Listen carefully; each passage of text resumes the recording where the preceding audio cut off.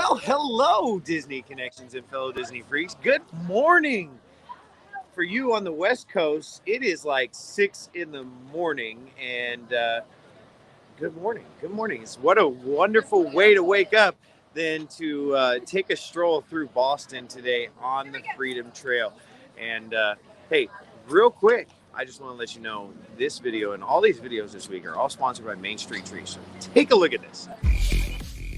Main Street Treat brings Disney to you.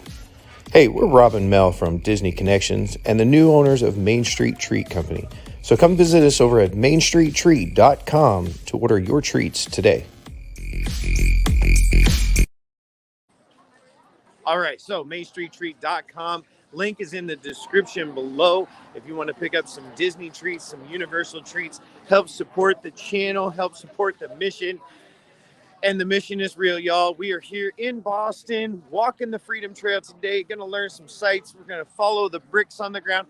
Hey, Kathy, I just want to stop real quick right here because I want to point something out. Can anybody tell me what street this is right here that goes up that way? Can you read that sign right there? Not Hill, Whole Street. Where did we have dinner the first night? Whole, what was it? Whole Hub. Hub. Oh, that was Hub Hall. Yeah. Okay, forget that then. But the street, I thought it was Hull Hall. Hub Hall. Does anybody know what the significance of Hull is? In 1812, the commander or captain of the USS Constitution was his last name Hull. Oh, so there's still Remember that. There's still significance to the whole name. So I thought they should really have an eatery somewhere that's named after him too, I think. All right, Miss Kathy, we're going to follow you now. All right. And this is going to seem a little illogical, but legally I have to take us across the crosswalk. So we're going to do the crosswalk, then we're going to cross over and hop back onto the what? What are those red bricks? Freedom. The Freedom Trail. Yeah. All right. So if y'all are never been to Boston, or if you're coming here for the first time, you're like, wait a minute, the Freedom Trail, how would I know where the Freedom Trail is? I'm going to show you in just a second. I'm going to let the group pass because I like to go last. I like to make sure we're all safe. I like to stand in front of cars for some reason. So keep everybody safe. But throughout Boston, you'll find these sidewalks. And these sidewalks have red brick, just like this. And it's like a pathway. Sometimes it's red brick, pretty, cream color outlines. And sometimes it's just red brick. And this is the Freedom Trail. The Freedom Trail starts up at Bunker Hill and then comes down the hill. Well, actually, it's Breed's Hill, but the Bunker Hill Memorial, and comes down to the USS Constitution. And we did that part yesterday. I got to look through some footage. There might be a video uploaded later, but we did that part yesterday. And today we're picking up the trail on this side of the water. So we're going to make our way up here to Cop Cemetery. And we got some stories to tell in here and some activities. So here we go.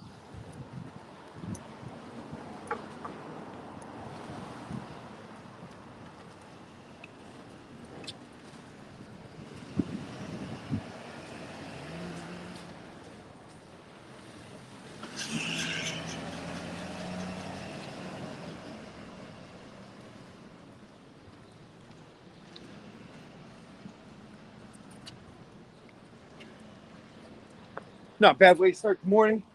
An uphill hike. I figured if I stay just slightly behind you, then it's standing. Oh, is that where? Have goals. There you go. You just never know where this camera's going to go. Exactly.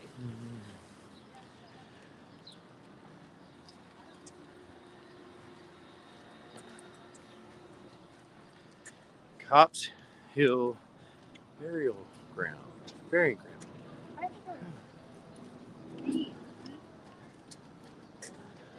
Oh. What's this? Okay. So the first stop I want to interject with, look at this teeny tiny little house right here. It's called the Skinny House. It's 10 feet wide, 30 feet deep. If you have 10 people in there and then one person needs to use the restroom, all 10 have to get up. They all kind of have to shift, and then the person goes to the other room. Rumor has it that there were two brothers, and it was during the Civil War. They had gone off to fight. They came back. Their father had passed and left them an estate. One brother was a little more greedy than the other brother, right? So he built this big, beautiful house. You can't see all of that big, beautiful house because the other brother got a little angry and built this little skinny house right here in front of us to block the sunlight to the house behind him and then to block the view over the hill. So this skinny house also has the nickname of the spite house because he built it just to spite his brother, because his brother didn't share equally with him in the father's estate. So this is the spite house. There you go. And this Right. happens to be locked. Uh-oh. Let's see. So, I wonder. Whoa. Whoa. Did you get you? Okay. maybe we can chat. Want me to run around and see, or should we take them off? Okay. The pretty crabs. I just Oh, a pretty cart. Did you already send a picture to him? Oh.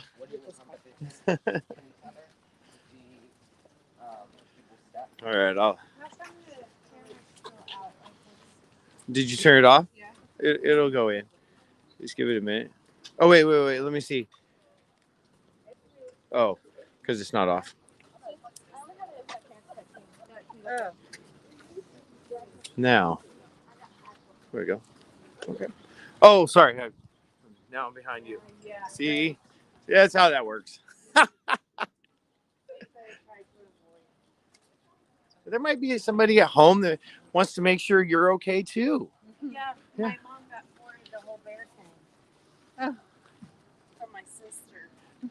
Nice. Great, I love y'all. Uh-oh. Oh, I thought there was a way to get... No, there's on the other side of the block, but it's Okay, I don't know what's in there. it's 6 in one, half dozen in the other. Which way we go? All right. Yeah, I thought so too.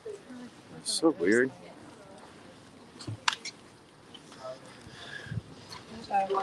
Freedom Trail. Uh-oh. Freedom Trail. All right, the Freedom Trail ended. Well, freedoms are being taken away. There we go. Bricks are being taken away. So how many bricks does it take to make the Freedom Trail? That's a good Ooh, there you go. question. That question right there. Put it in the comments. Put it in the comments. How many bricks are laid on the pathway of the Freedom Trail? Very curious. Wonder if... Hello. Good morning. Last time I was here, there was a wedding happening. Oh. They weren't in the church, they were getting married in the street. Oh, that's right.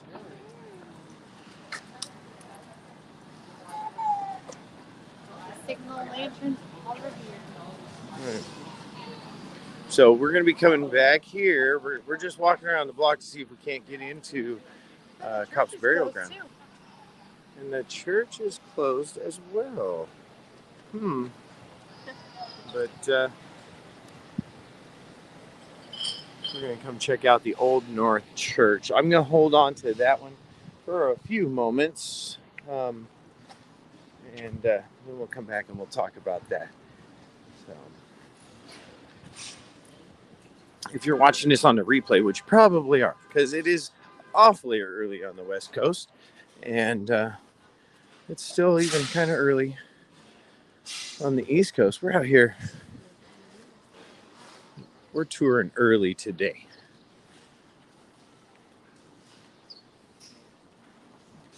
This is going to be, actually, you know what? We should mark this. Oh, my phone is being used. Somebody turn on your like exercise app so we figure out how many miles we do this morning.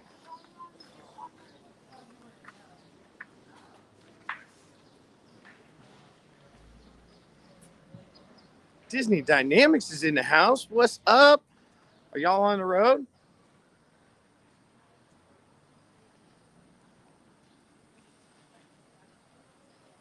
We're here in Boston, walking around the block, trying to get into the cemetery because cemetery has some historical significance.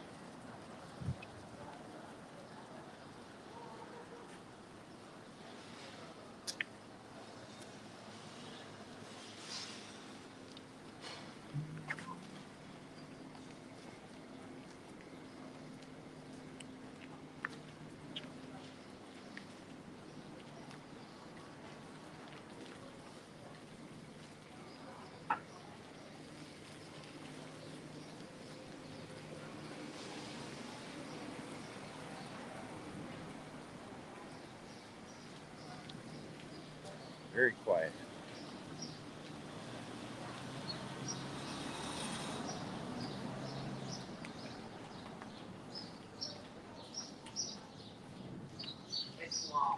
It's locked too, huh? Wow. All right. Well, I guess.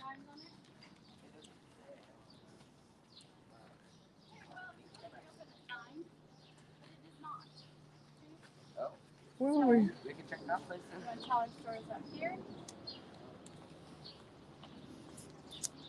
Improvise, adapt, and overcome. Okay.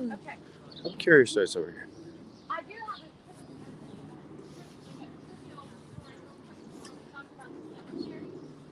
up the river just a little bit. There was a distilling company, and at that time, molasses was very important.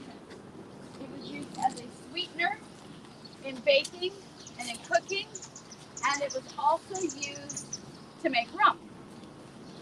It was also used to make ethanol, which you could distill and then use to make ammunition. Okay? So molasses was huge. It was very important. So up the road, or up the river, there was a gigantic holding tank. And before the 18th Amendment kicked in, where rum was outlawed, they had filled this massive tank that wasn't built very well with molasses. Like 2.3 million gallons of it. Wow.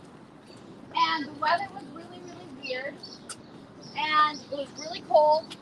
Watch yourself, really Kathy. Warm, and then it got cold again. It got really warm. And then it got a little warmer.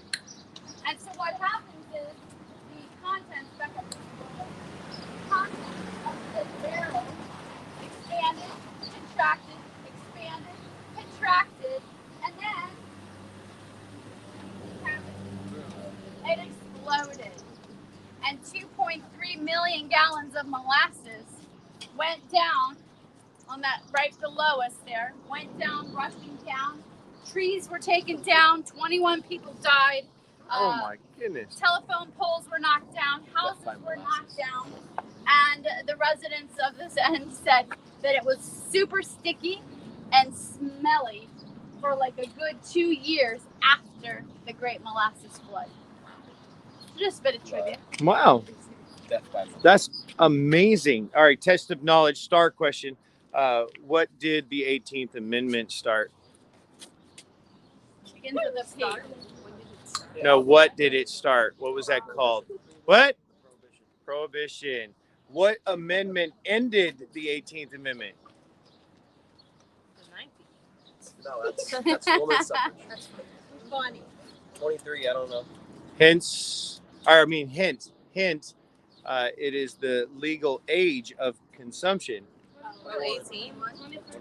The 21st Amendment. Yeah. Okay. All right. So nobody brought their lockpick, huh? No. Okay. I want you to know I mastered my 19th Amendment. Where does the other leader go?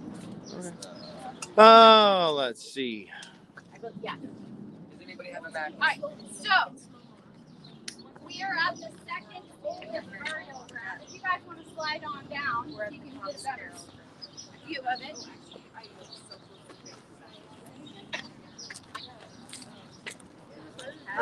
It's like a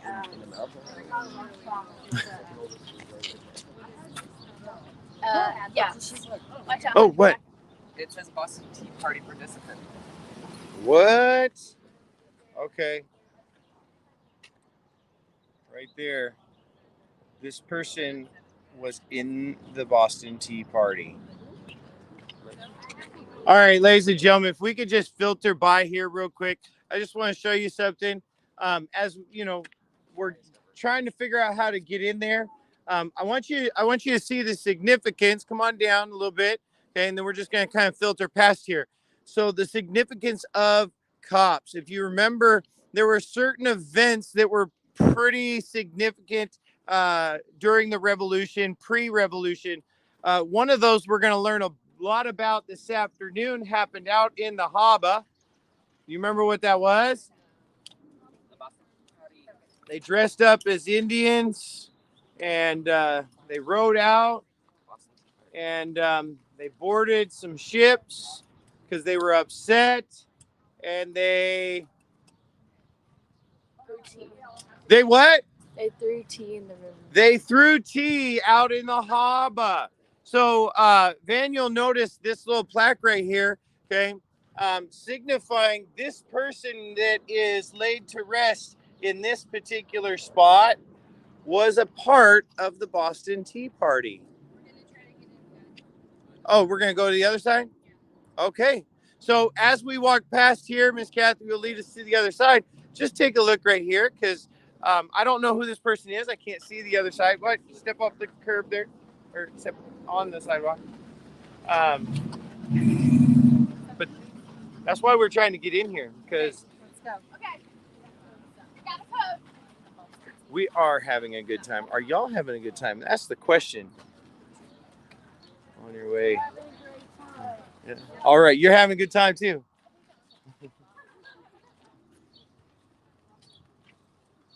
Daniel's trying to figure out who it is. A little round plaque there. Boston Tea Party participant. That's pretty cool. Isn't it? Oh. Maybe a Dominic. Italian, probably. Because there was a lot of Italians here. All right, Daniel, we got to go. We'll get in. All right, Miss Kinsey.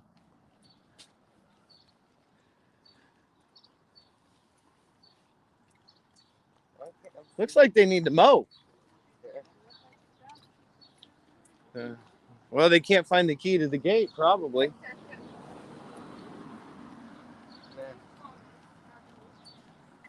So eroded.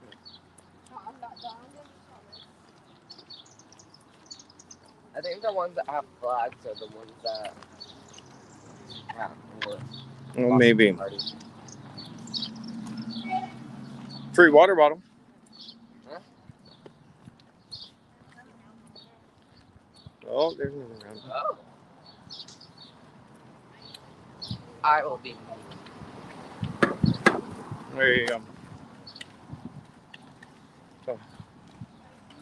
Don't say anything mean. We're No. live. No.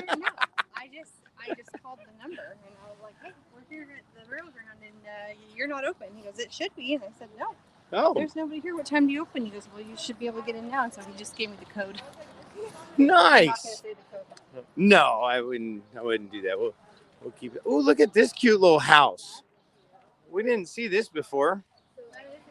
Okay, so the things you see. I'm sure there's a story behind this.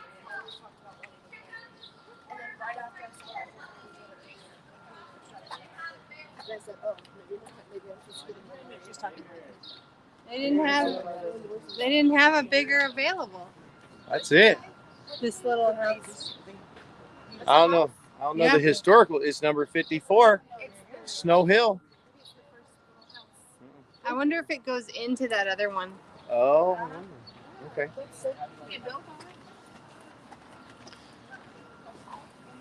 Very interesting. That's like improvise, adapt, overcome. Overcome. I was like, we're getting into this cemetery. The guy was like, I don't know where the guy is.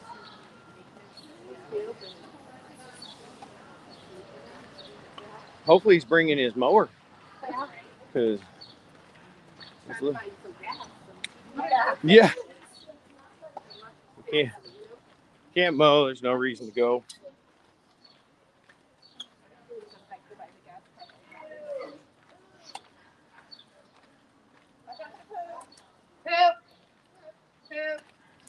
Poop, poop. Landmine.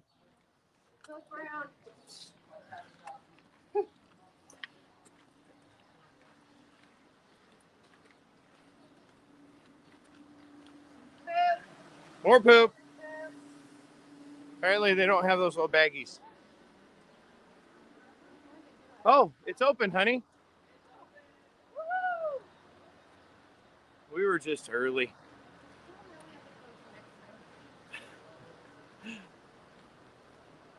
And there's people here already.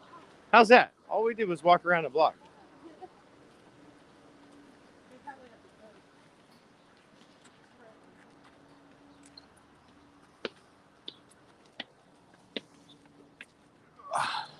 Oh, sorry.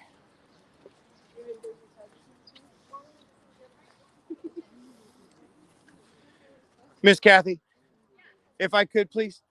All right, ladies and gentlemen, listen up. Okay.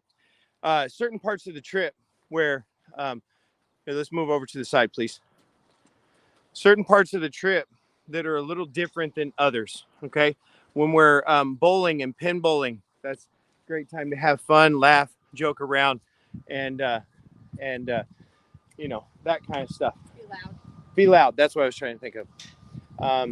When we're in a place like this, when we go in the granary, when we go to Arlington, when we go in, to view the Constitution and the Bill of Rights and the Declaration of Independence, those are all kind of more reverent places.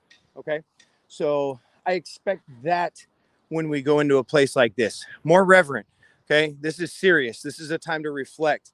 Okay. Keep your eyes open and more your mouth shut. Okay. Listen to instruction, listen to the stories, listen to the history. Okay.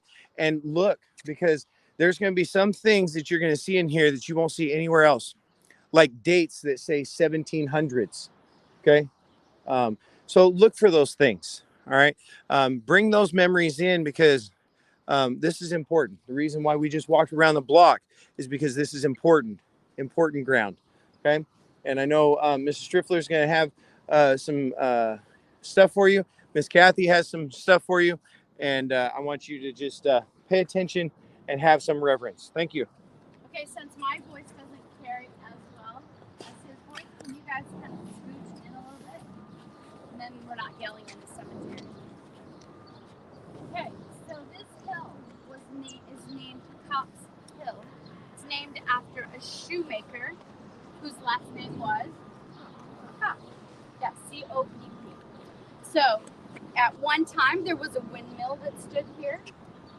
At one time, the British troops had kind of taken over here. It was sort of a training ground.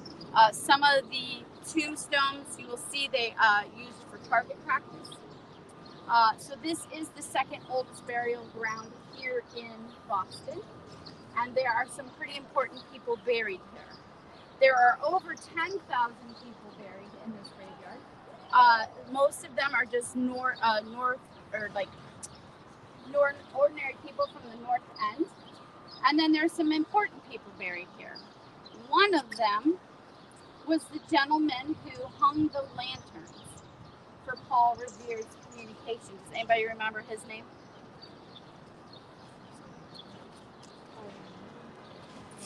I'm looking. Okay, so his last name was Newman. I think it was Robert Newman. And he is the gentleman that hung the lanterns in Old North Church, and he is buried here. There is a father and son duo. Cotton Mather was the son. His father's name, so give a name, your first name is Cotton. And his father's name was Increase, both Mather. They were Puritan ministers, and they also were very involved with the Salem witch trials. They wrote a book on how to specifically pick out, like, how you can spot a witch. Like, they would write this book, people would read it, and then they would say, she's a witch. Okay? That kind of thing. Based on, like, huh? Oh. Huh? Oh. Did you pick up on that on this side? What? Yeah, so we have 3 gingers, and so that was one of the things that they thought made a woman a witch. The other thing that you can find, and this is on Miss Striffler's scavenger hunt. There is a 3-headed tombstone here that you're going to look for in a minute. It's for the Worthy Lake family. The father, George, was the first lighthouse lighter, like he lit the lantern in the lighthouse. So he was the first lighthouse keeper. His daughter, or his wife Anne, and his daughter Ruth, and 3 others had come into Boston to go to church, do some shopping, and on their way back in, they had a terrible boating accident, and they all 6 of them, but the 3 of the family passed away. About a month later, a 12-year-old Benjamin Franklin wrote a poem called The Lighthouse Tragedy. So in this cemetery, you can find a 3-headed tombstone.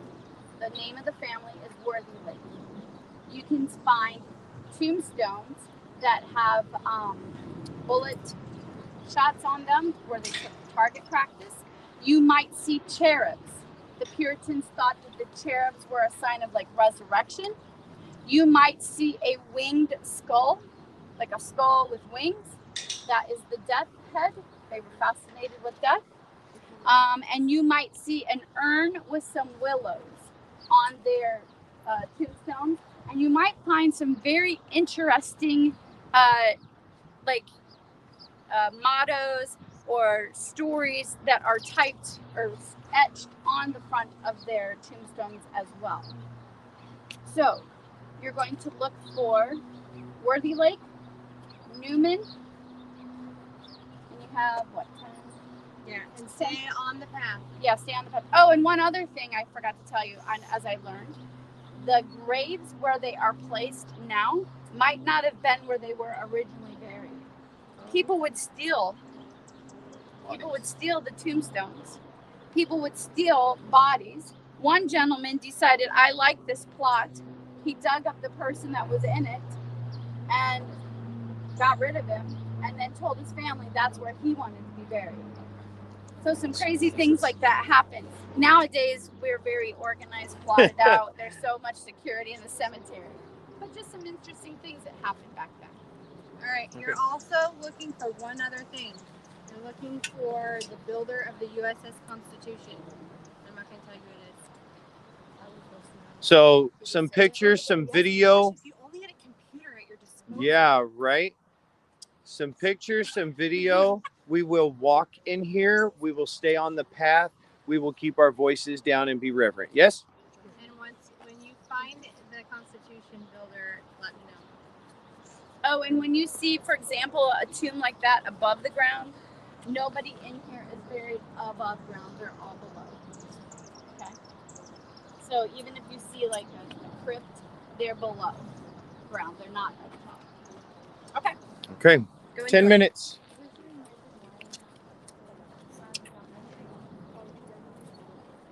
Back here at 9:40. Back then, they didn't really manicure their cemeteries like we do now.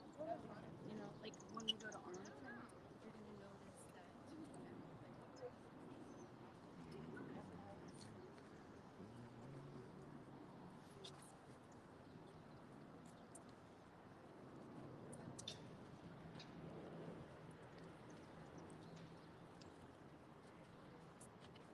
1905.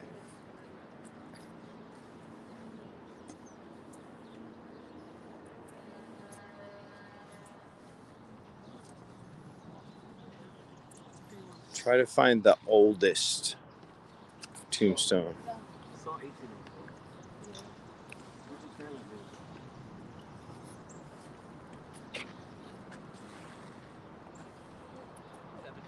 Oh, here's the story. We were just told the lighthouse tragedy. Hmm.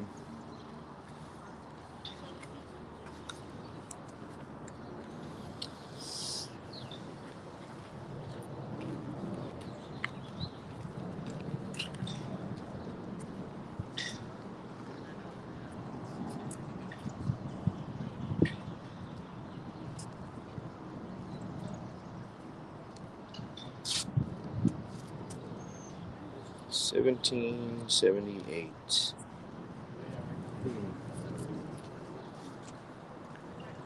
All right, 13 hours to Orlando. See you in a couple weeks.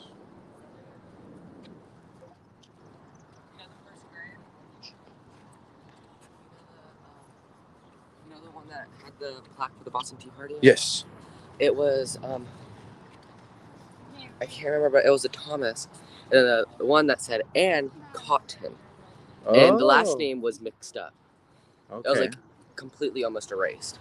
So.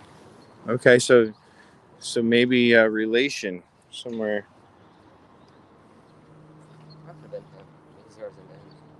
Now, Miss Kathy, what's the urn with the willow tree? So, to earn with the willow means.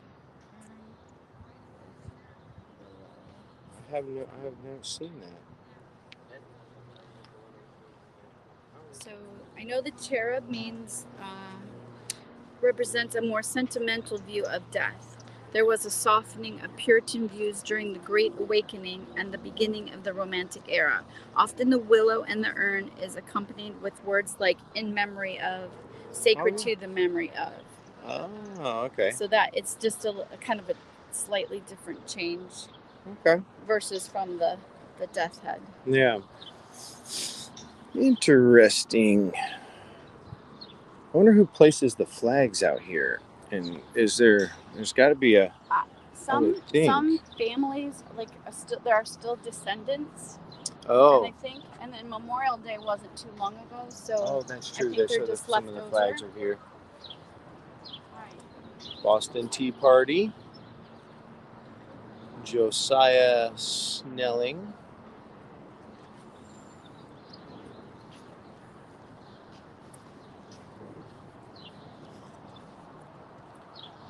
Interesting over here. Oh, look. So it's like slate.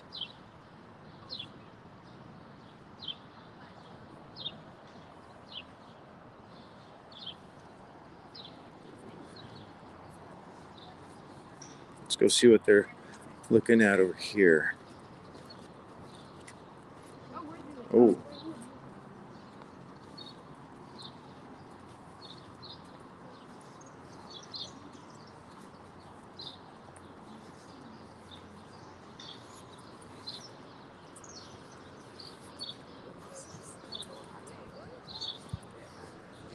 What'd you find here? Babies. Oh. 3 days, 15 months, 10 months. Oh my goodness. No, less than 3 years. All here. Oh wow.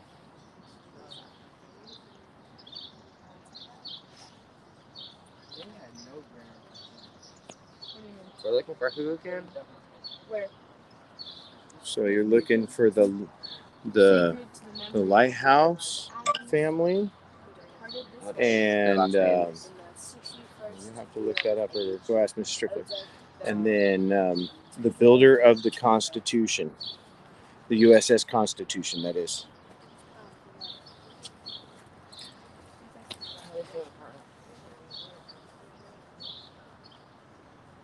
The earliest gravestone is a double stone of William Cobb's grandson, David Cobb, from 1678 at age 3. Wow. Okay.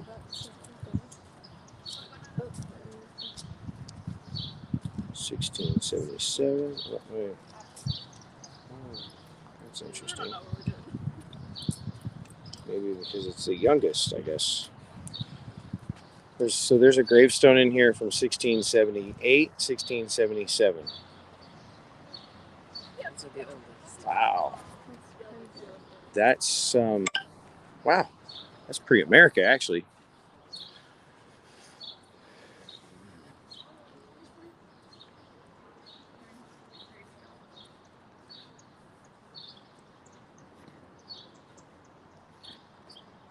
African Americans. So this would be a free area.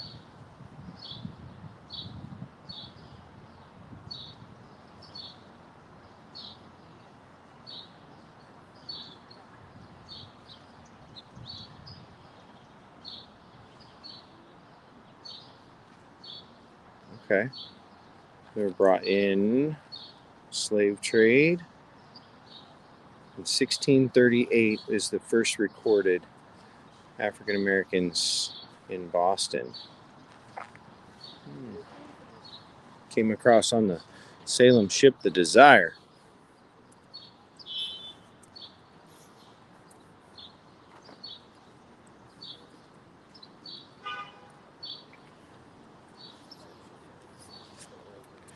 Well, that's interesting. A penny on the grave.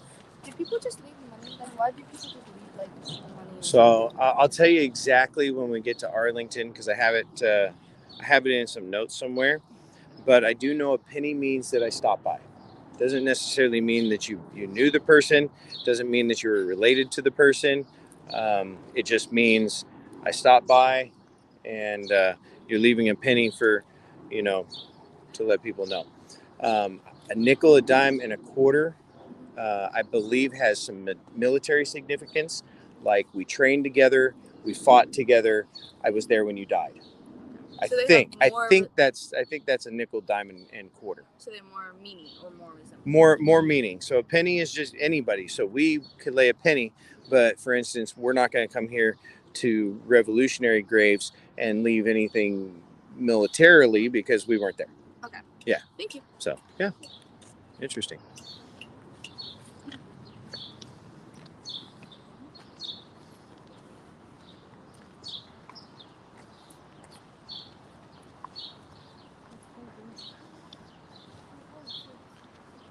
Find anything yet?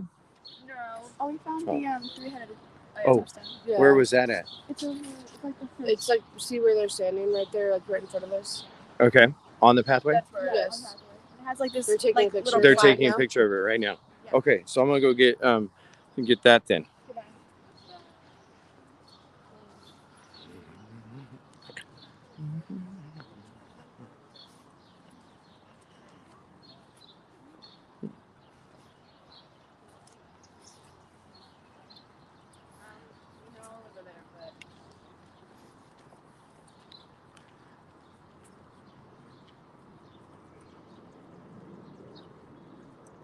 Okay, so this right here.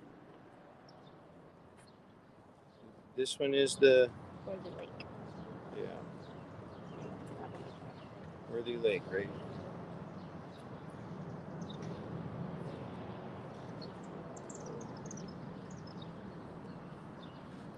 All right. So if you're wondering, there's kind of a circle there, the flagpole, the gate is over there. Walking down that aisle, and here we are, Worthy Lake headstone.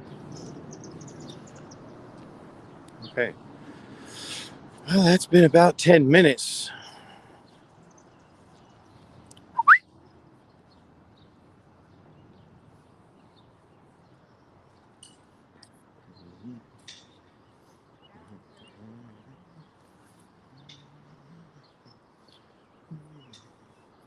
Now, I didn't notice, okay, as we're hopefully assembling.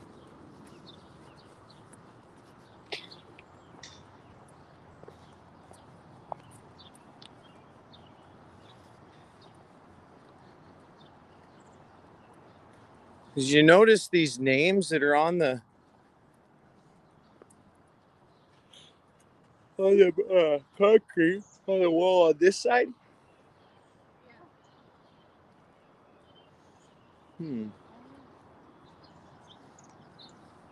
Can y'all send a message in the band app to assemble? Yeah, 10 minutes is up. So we want to start assembling. Say, Coach Striffler said assemble.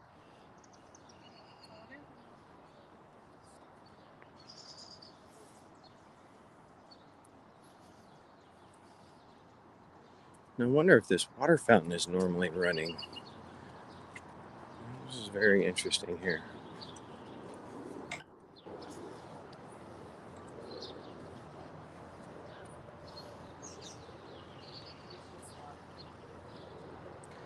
It's kind of cool.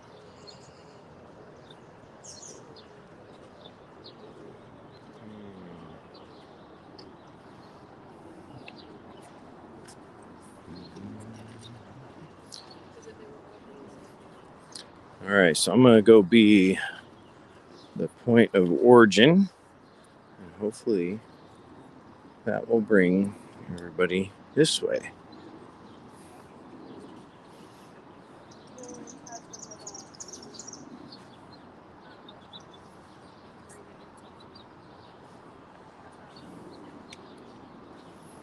Did we find the builder of the Constitution?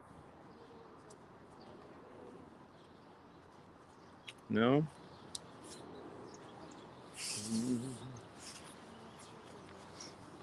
If anybody found it, it would be Tyler and Austin. What'd you find? I don't know. Clues said something on a map of where their names are. Did you find the builder of the Constitution? I have not. Oh, okay. Yet. I figured that would be one that your brother would have found. But apparently not. All right. What was the oldest headstone that y'all found? 1601. 1601? Really? Now that's interesting. I would like to. Did you take a picture of it? Why wouldn't you take a picture of that? It's considered disrespectful. No, it's not considered disrespectful. It's People are arresting. 1601. I'd be interested in that because the plaque that I read said 1677 was the earliest, but maybe there was another one that was in here. A wife died and then her husband died like 20 years later. Oh. What was the most interesting thing you saw? I saw money. Money on it, you know? Yeah. What do you think the significance of money on a headstone is? I don't know. Okay, I'm gonna wait till the whole group gets here. I want you to think about it, and then I'll tell. I think I know. Oh, you know what the significance of the money is? Okay, I'll let you tell it. Oh, it's polite. No, not yet. Not yet. Wait till the entire group gets here. We're leaving the people on YouTube in suspense. Yeah. Although I kind of said it earlier, so we'll see. Live streaming right now. It's live. Say hi, Mom. So, hi, Mom, or whoever's watching, I guess. Yeah, there you go. Somebody's out there. There's 4 people out there. That's all.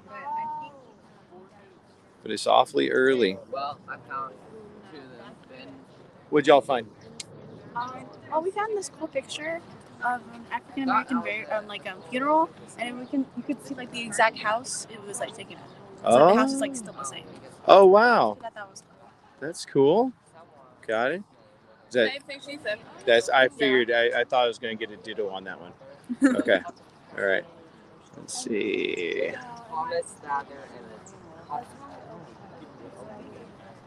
Okay. I mixed it up. I thought it was. Okay, ready?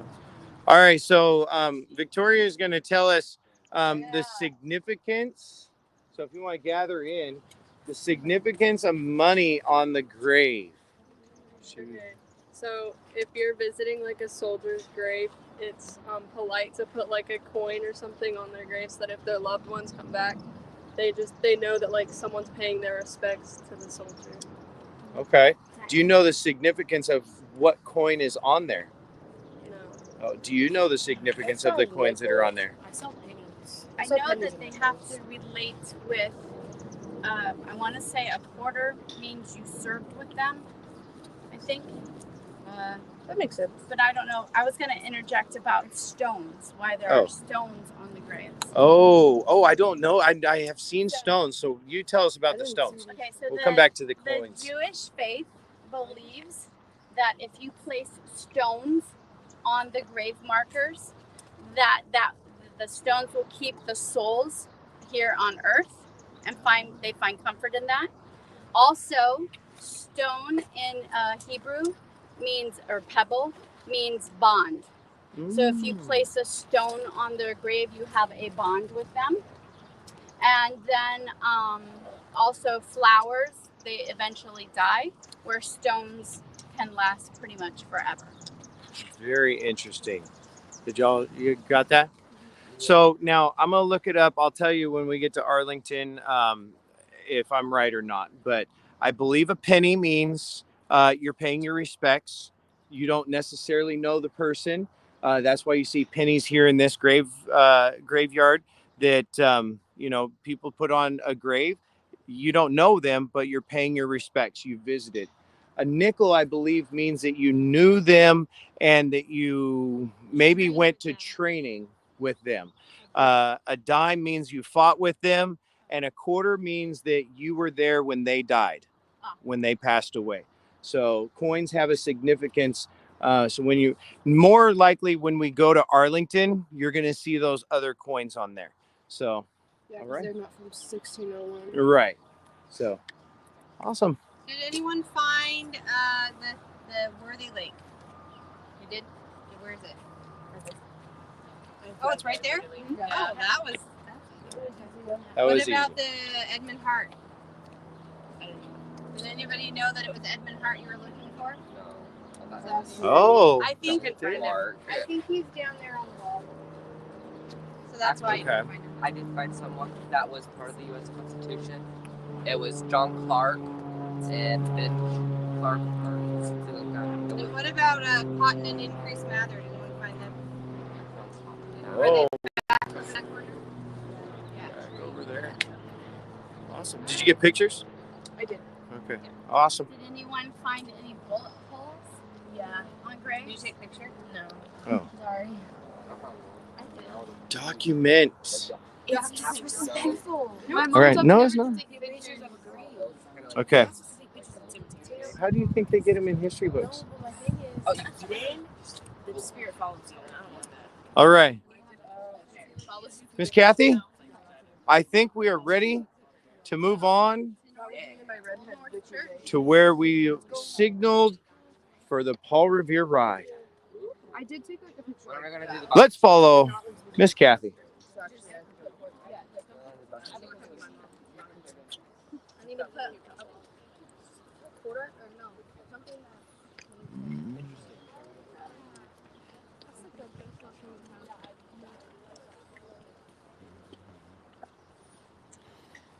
Gig 'em.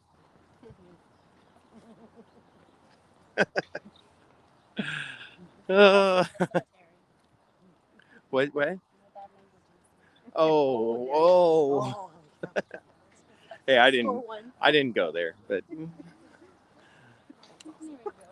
no, I didn't. I went to a football game there one time, and I have a shirt.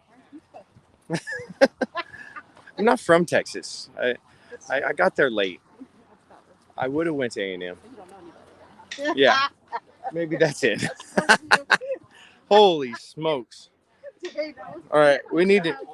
Okay, you're just fueling the fire. We need to go back and do some pin bowling.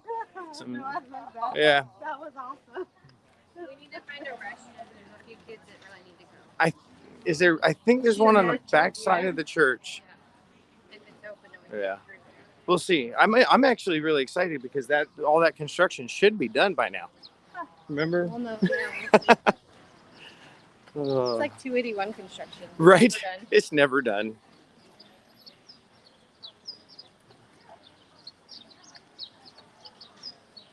When did they do the brick? Do you know? Like, how long was this? I- You did ask that the other day. Yeah, I'm just That's- kind of curious, like, who decided to do this? Yeah. If only we had a device ever that we could look it up. Well, when we were at the USS Constitution, that's why I stopped and showed the kids, and I'm like, I don't know when it was created or, like how they decided the route. I think I said I didn't know the significance. I knew the significance, like it takes you on the path of all these, significant historical places, but I wasn't sure like how they came about it. Yeah. So I just went like, oh, we could, I mean, it was smart, you know. All right. Okay, hurry on. Get back on the sidewalk. There's a car in the street. I'm being a human shield right now, but I could only hold it off for a little while.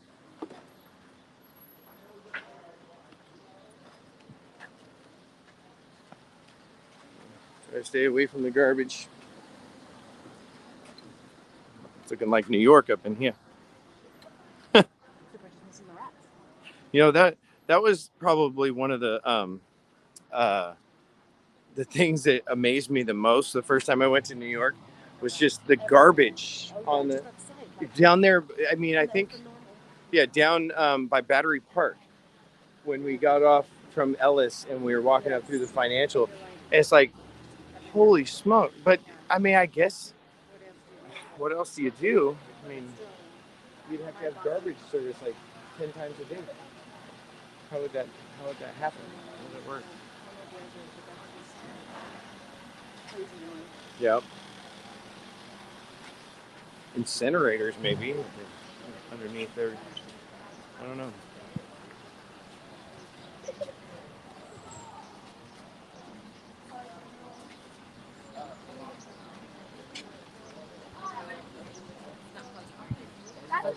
Oh, I don't think I've seen inside. What's that big piano that goes boom, boom, boom? An organ. That's what I just.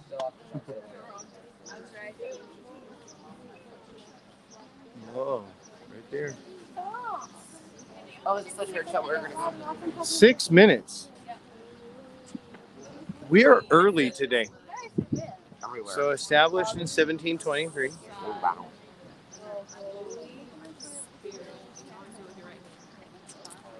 Okay, while we're waiting, here, move off to the side, please, so people have a place to walk. Thank you. Make a pathway. We shouldn't take up the entire sidewalk, even though we're waiting. Okay, so first of all, well, is there any questions I can't ask here? No. Okay, so first of all, what is the significance of this church that we are standing by right here? It signaled the lanterns, right? Okay, so Christ Church, the Old North Church. So the night that the British are going to come and they're going to march into, what was those places called? Do you remember? Lexington? Yeah, Concord. and Concord. Okay, is it on a plaque somewhere you're reading? It's up there. Oh yeah. Yeah. Okay. Yeah. So so the British are going to march into Lexington Concord. Do you remember what the British are doing marching into Lexington Concord? What was their purpose? Not an ambush. The British, the troops that are here, okay, they are here basically as police. They're in a police state, so they're around here taking care of stuff. So they're marching out to Lexington Concord because they got a tip that the Americans had something in barns stashed away. Remember what that was? Ammunition and guns. Okay, so we'll call them the Patriots. Okay, not Americans yet. The Patriots devised this plan, right, to signal so that they can say where are they going? Are they going by land or by sea? And then the people in Lexington Concord can be ready. Now, as Paul Revere gets the signal and starts his ride, what does he say as he's going through the countryside? The British are coming. The British are coming. The what? Who was your social studies teacher this year? Miss Baldwin. Oh, Miss Baldwin. Why would they have not rode through the countryside saying the British are coming, the British are coming? Because they're all British. That would be very confusing. Paul Revere's riding through the countryside saying the British are coming, and they're like, we know, we saw you riding the horse. So what is it likely that he was saying as he was riding? Not the redcoats either. What? The what? Regulars? The regulars are coming because it was the regular army that was coming to Lexington and Concord.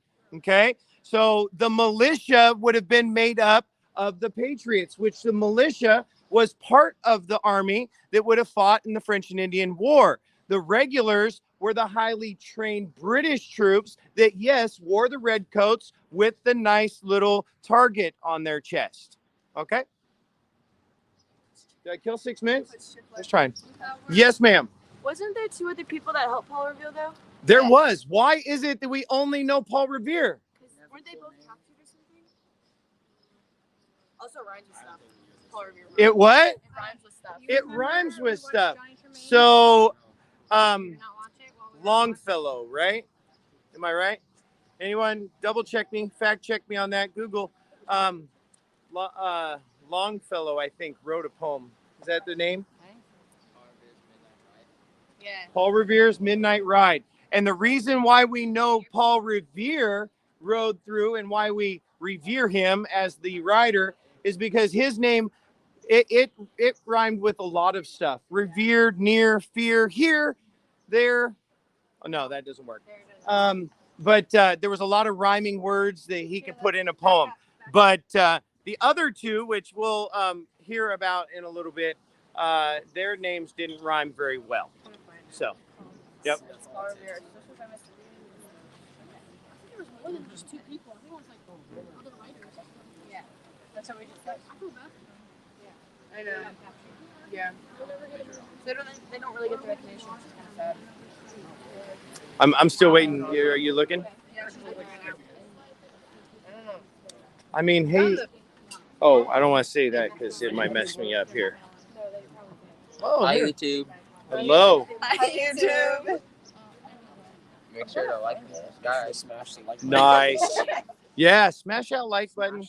And you know what? Now would be a great time for an advertisement, I think, as we're waiting.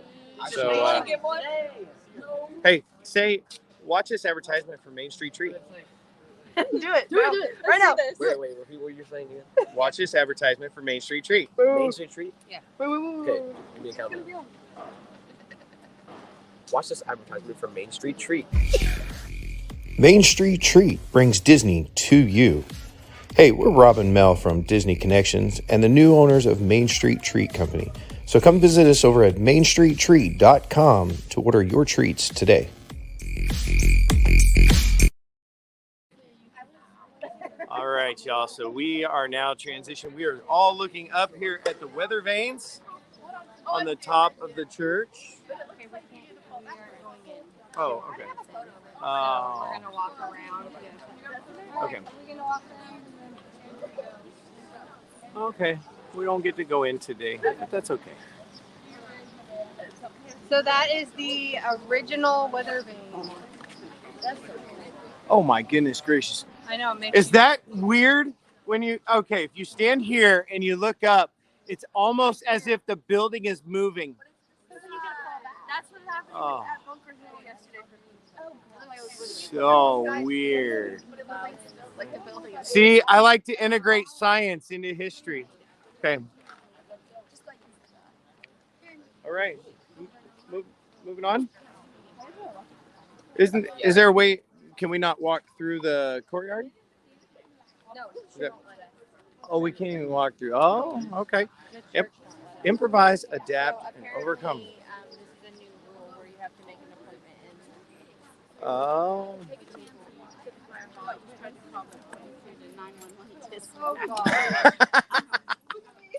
Or we can continue down, and I know Modern Bakery has bathrooms, and we can do a couple at a time. Okay. And we can snack. Okay. Okay. Sounds like a plan. Okay. All right. All right. Y'all, follow Miss Kathy. Make sure we stay to one side. We shouldn't be more than 2 abreast. The ants go marching 2 by 2 today on these small sidewalks. Sometimes 1 by 1, not by 3. Look to your left and right. If there's more than 2 of you in line, you're wrong. Yes. Did you see me step over that? I'm an athlete. Very good. Athlete. There's my gargoyle. Oh. I'm trying to stay in front of you.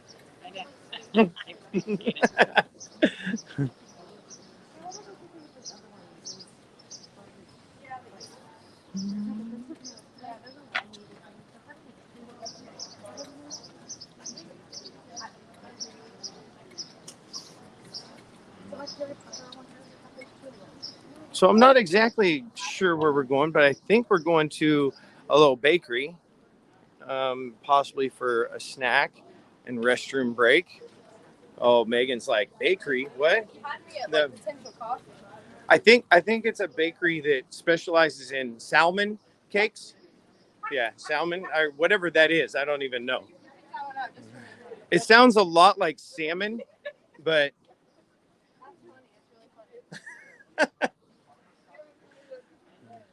if you don't like that, yeah. There's shrimp pies. So it's a weird bakery.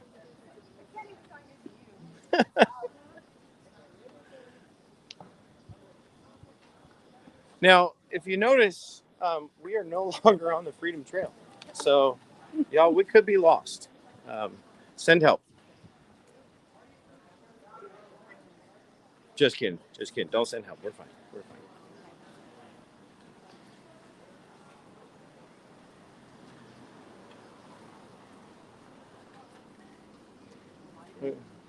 Taking a souvenir?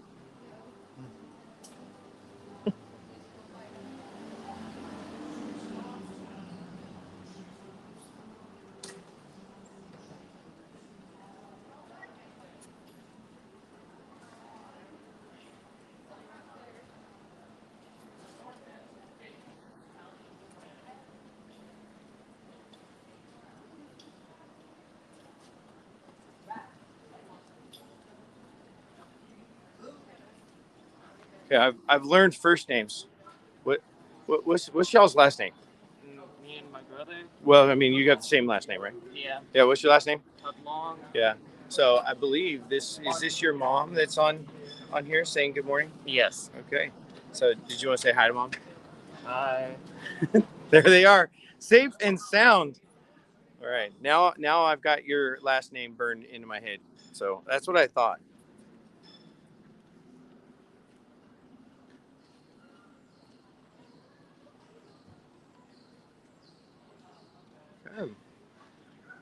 Interesting little outdoor seating area. That's probably one of those improvising things so that they can stay open and sell product over the last couple of years.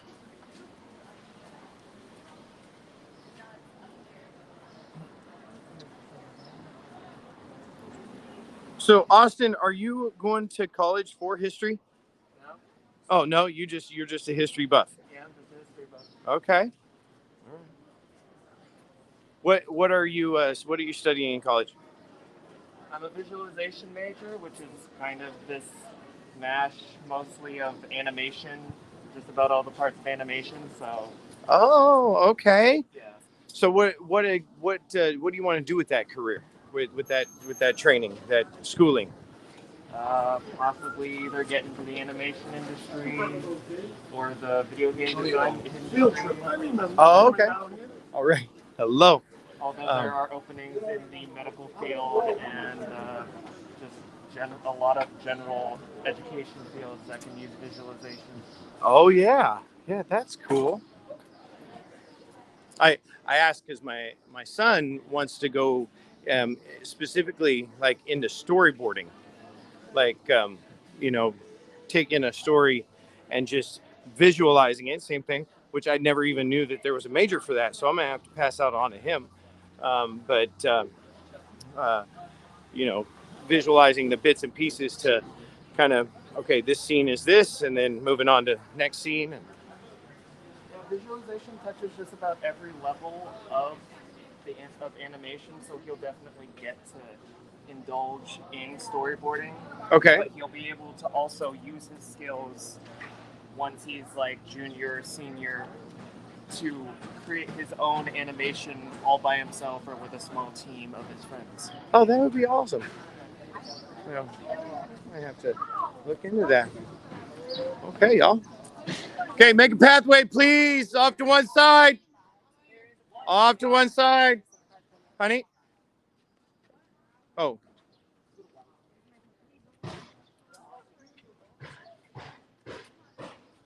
Mona. They're always doing something. Okay, there's always some sort of bending going on. There's always construction or Restoration. fireworks or... I saw some, like, the door was open and I looked in the door and it was just a bunch, everything was like torn out, but there were people in there like working. Nice. Like, there's always some sort of restoration here. Always got to keep it up.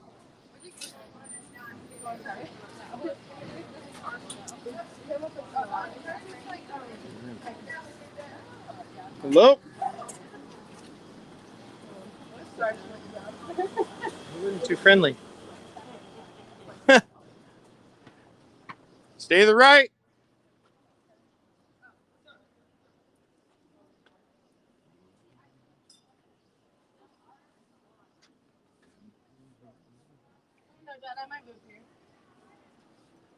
I love Boston.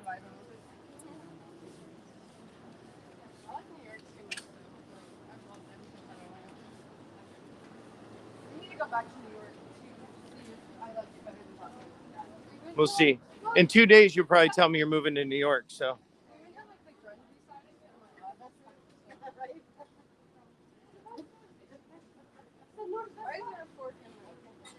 That's interesting.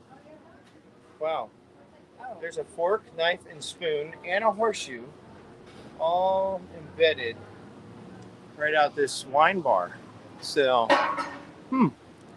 interesting. I'll have to go back and watch that. There's another one right there. I wonder what the significance is. Let me know in the comments if you know.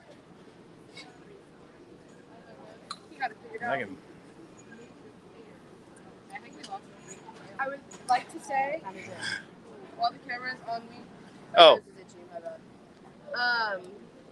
Please stop getting so close. I think that I would like to live here because it's chic, but not fancy. You know, like it's not like. I thought she said cheap. I'm like, well, you're delusional. So, but you said chic. Chic. Okay, like, got it. I've been looking at like the apartments and like the balconies and everything, and the restaurants and stuff. It's like chic, but not like fancy. Yeah. And like the way people are dressed and stuff, like it's not like they're not in like suits and like dress pants and stuff. Like Boston's very, very kind of casual. People just be driving. I'm not sure exactly why we're stopped. It's a Volkswagen Jetta. So they're everywhere. Here's the new normal, I guess. They so they lost a lot of parking during the last 2 years. There's some seating out here too. Trattoria El Panino. Okay. And then see that one. Just wondering. Anthony Mullerman's in the house. What's up?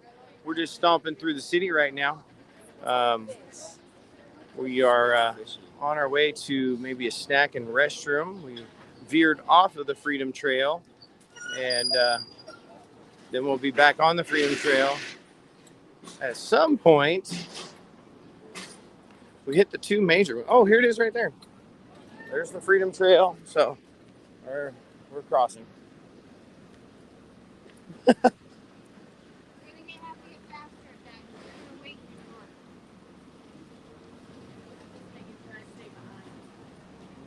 don't know why you're yelling at me. I was looking both ways. Are they? Everything's closed this early in the morning. Modern. So how close are we to Mike's? If this is modern. Oh, honey. Right there.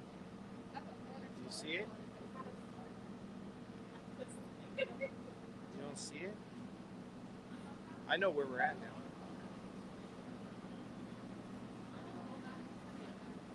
So this is the maybe possibly better cannolis, but right down there on the left-hand side is Mike's Pastries. So we're gonna try to go there at some point, maybe tonight. A couple. That's it right there. Is this cash only in here?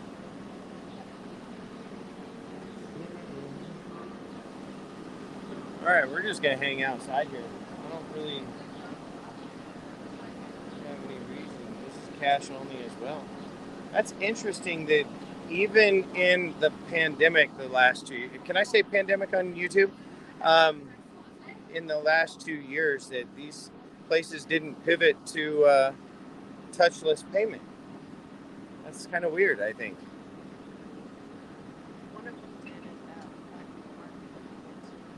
Oh, really?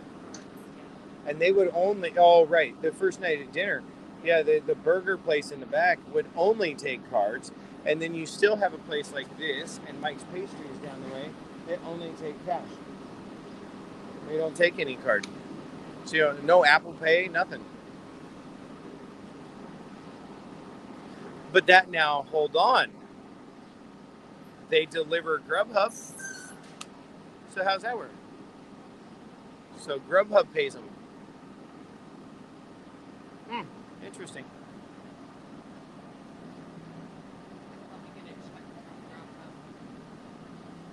Okay, so silverware in the concrete.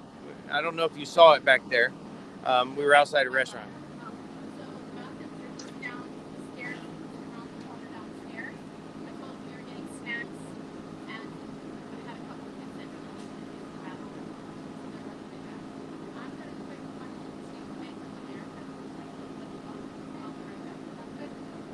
Right. So the silverware is something to do with Italian culinary history. So that's straight from the Molar Man himself. Yeah. That looks like a lobster tail right there. All right, let's go inside and see. So this is modern pastry. I haven't been in here because I'm a loyalist. So when it comes to things, there's a Boston cream pie. It all looks so Oh good. my gosh, what is that? The cream puff? It all looks so good. I'm just really hungry. I can't pronounce half this stuff. Perugina? Perugina? Perugina. Perugina? Casatine. Casatine? The mocha mousse. Oh, look at that. With coffee beans on it. Amaretto. We might have to do a modern bakery box. It all looks so good. And it's making me really... Is that just simple chocolate? It's 5 times chocolate cake. Yeah, it's just simple chocolate. And then the infamous red velvet.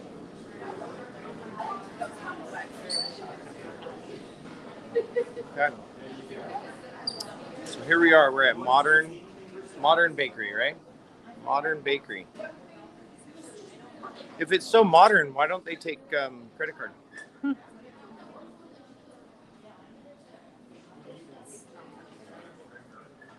The what?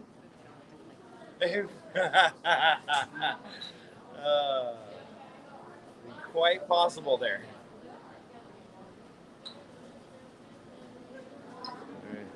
So let's see. Did we get?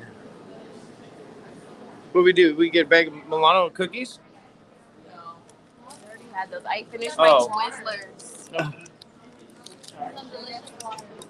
You know, you could drink sugar water. Are y'all just resting at the moment then? Okay. No snackage. What'd you get there? Is that Mackenzie's coffee? Yeah. No. Y'all are holding Mackenzie's coffee for her? Yeah. It's awfully nice of y'all.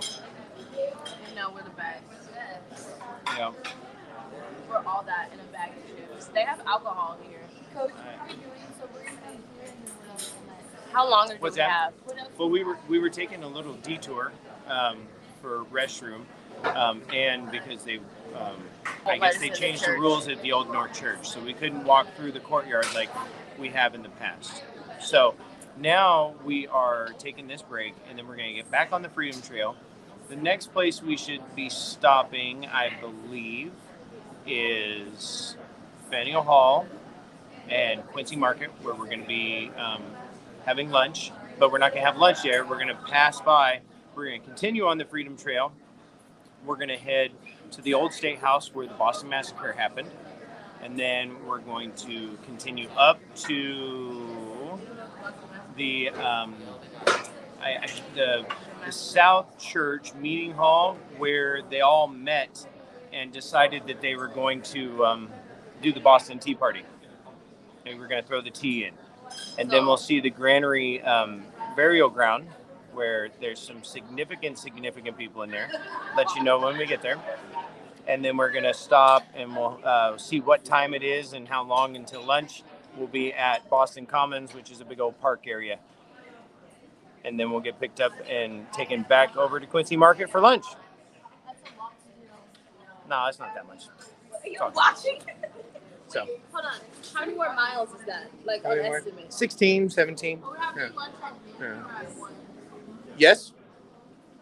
I don't know. Okay, how many more miles? I don't know. No, like, I need you to be serious. I'm totally serious. I don't know. Okay, but like... The whole Freedom Trail is only like 3.2 miles, so we've already done a ton of it. You just said a lot of places, though. Yeah, okay, so if y'all... Well, Mackenzie's drink. They're holding Mackenzie's drink for her.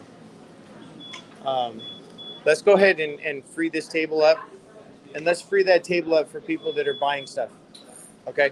So if you want to look at the pastries or if you want to go outside, I'm going to go outside and hang out on the sidewalk.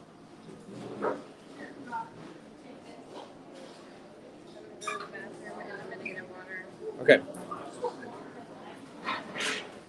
All right.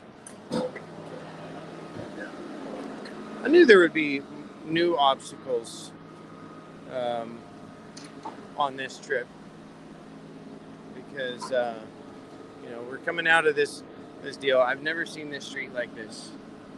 Like, this is definitely different. We went down and man, lots of parking gone.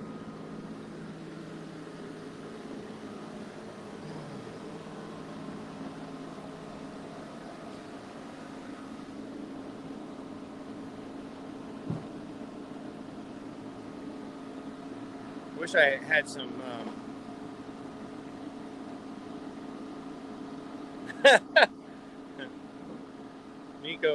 Nico introduced the ad. That's right. Wish I had a way to just throw a video in here while we're pausing to give you something, but you need to step out or just leave it running in the background. We'll be back on tour here momentarily after this little pit stop. For now, we're just going to people watch.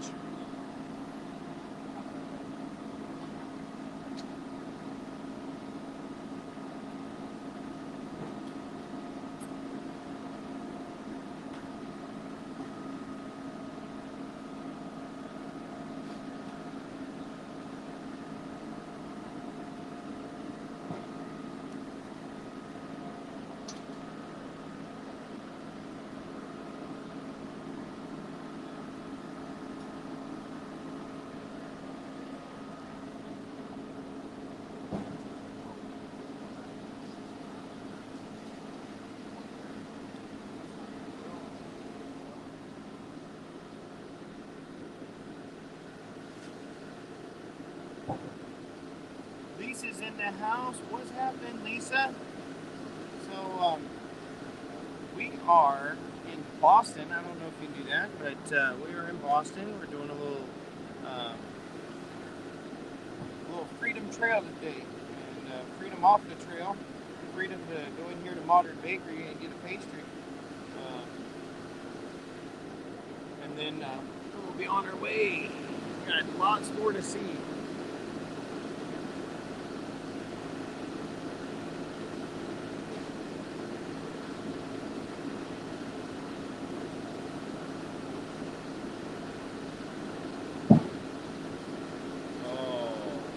I'm not recording.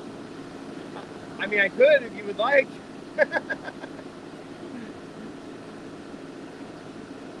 I just saw that strawberry. It's got dark chocolate, huh?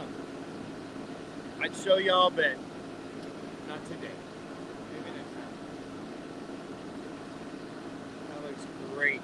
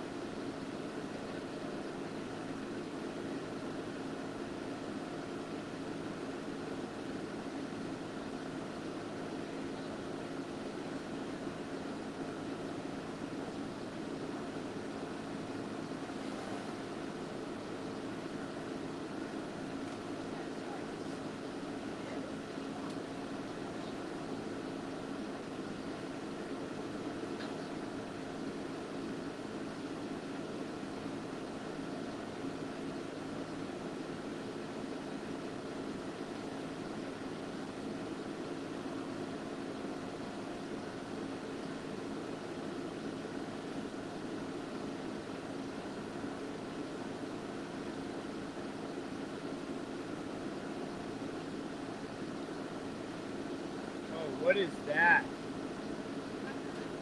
Oh, love those.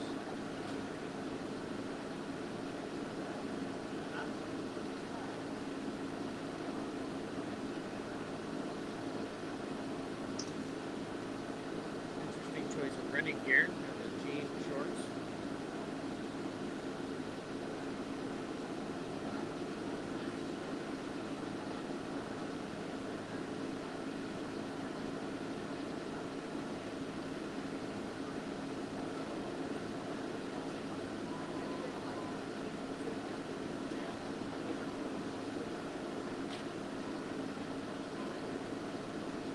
Colleen, what did you pick up today? I got cream puff. Oh, the cream puff?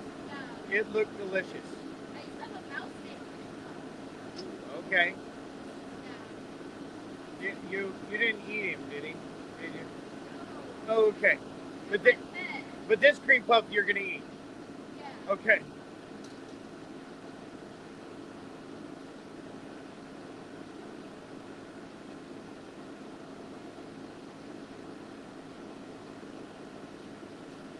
Bird's looking for some handouts.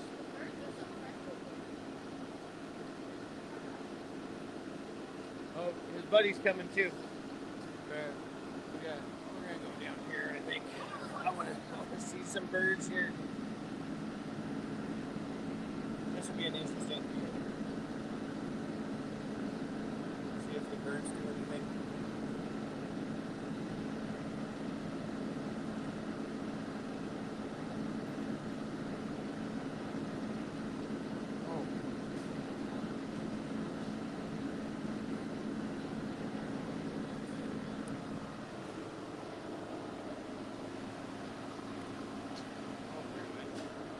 Okay. Well, that was fun. Ciao.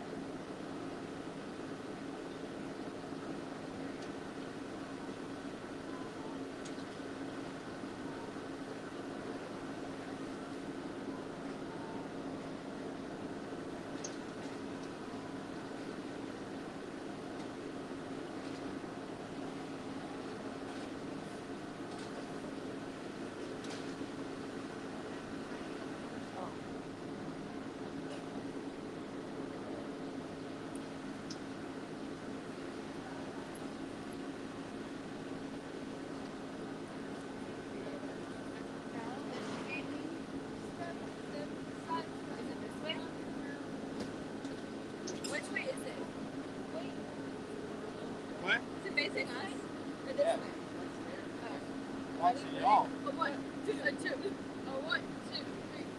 Step, step, side, side, round and round, to the left, to the right, and up.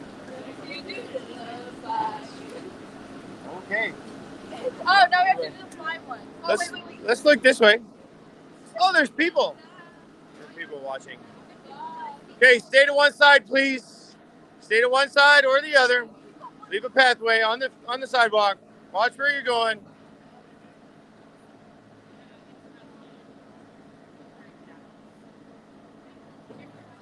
So, as we were walking through the neighborhood somewhere, and I'm trying to remember her name, I saw one of the higher end EF people that used to be with EF, but is no longer. No. I think I'm on Facebook with her, so I might reach out and be like, hey, I saw you in Boston. That'd be kind of creepy, but. Oh, look at that. That's as if it's taken in a long time ago.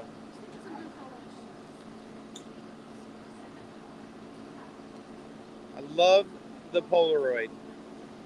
I'm just really digging it. I just took one photo. That's what I got. That's really cool. I love it. Now, can I get a digital version of that? Does it save it to a memory card too? And no, that's it right there. It's old school. Watch yourself. Watch yourself. Give it some space. Excuse me. All right. Looks like we are hopefully kind of assembling. Do we have anybody sitting down in here still? Okay, but they're eating. They're snacking a little bit.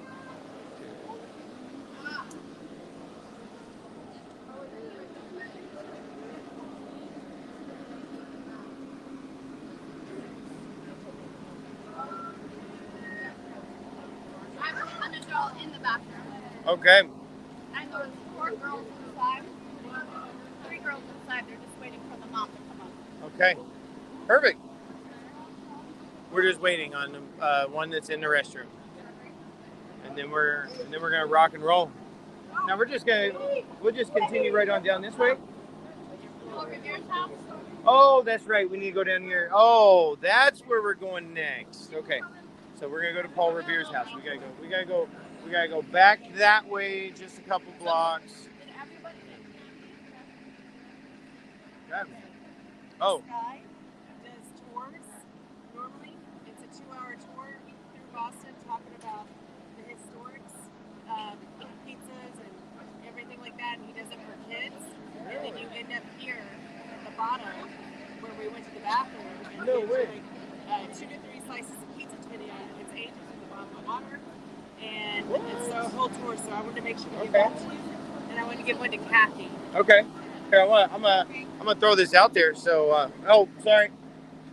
So sorry, though. All right. So that's really interesting. So 2-hour tours through Boston that will end you right here to Modern Pastry, but in the basement, the underground, where they'll hook you up with some pizza. So there you go. Little plug for Boston Pizza Tours. Okay, check them out. If you're in Boston, that might be something to do right there. If you have a small group. Okay, we're ready to rock and roll.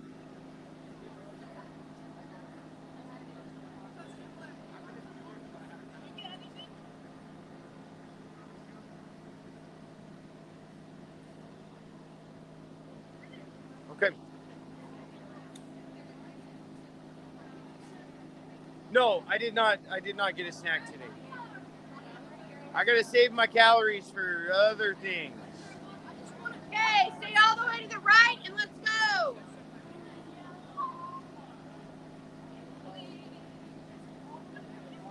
All the way to the right, so you're leaving room for other people.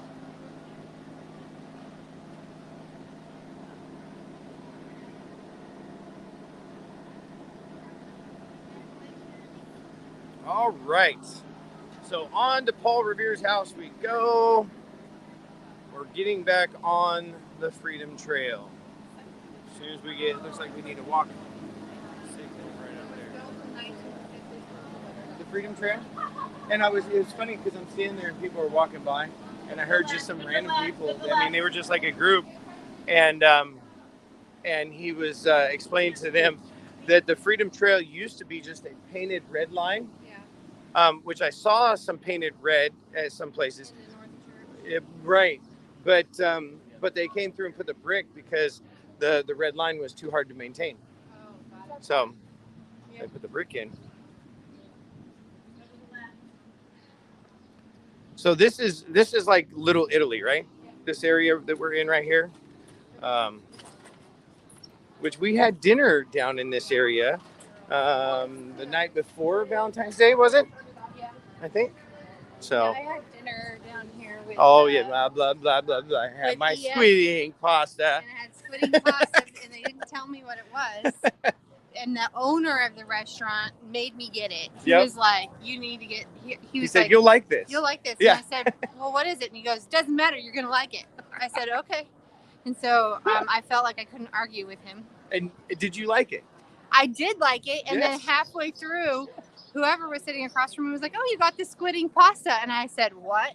And then I couldn't eat anymore. Yeah. No, I joke. I mean, you know, you got to go do that experience, but when I came here on my training tour, because you were here on like a symposium tour, right? Yeah, it was a symposium. Yeah. So when I was here on a training tour, and they took us to 3 different restaurants on that weekend. We had a great steak one night. We had a great pasta dish another night, but then on the very last night, I got a lobster. And so when I ordered I didn't get any of that. When I ordered it, we went to dinner one time, so I don't know why you harassed me. I thought I was ordering, like, you know, it was gonna come out like a lobster tail inside. Yeah, it was a No. lobster. No. It was looking at me. So it was an experience on how to eat the lobster and all the pieces that are edible, and which are most things. But game off.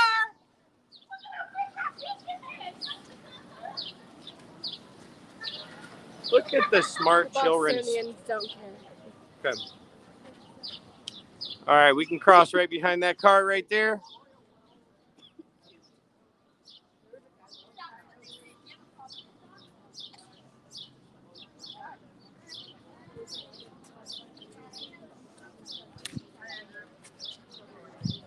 All right, that guy that we were just talking about, right? Move to the side.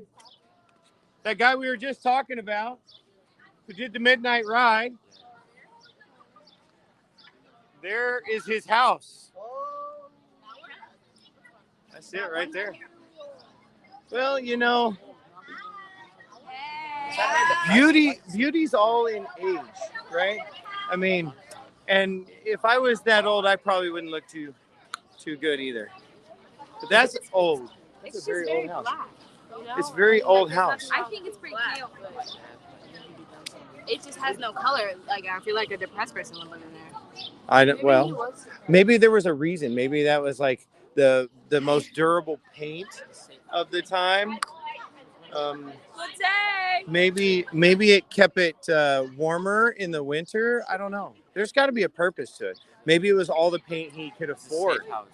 So, I mean, The green one. okay.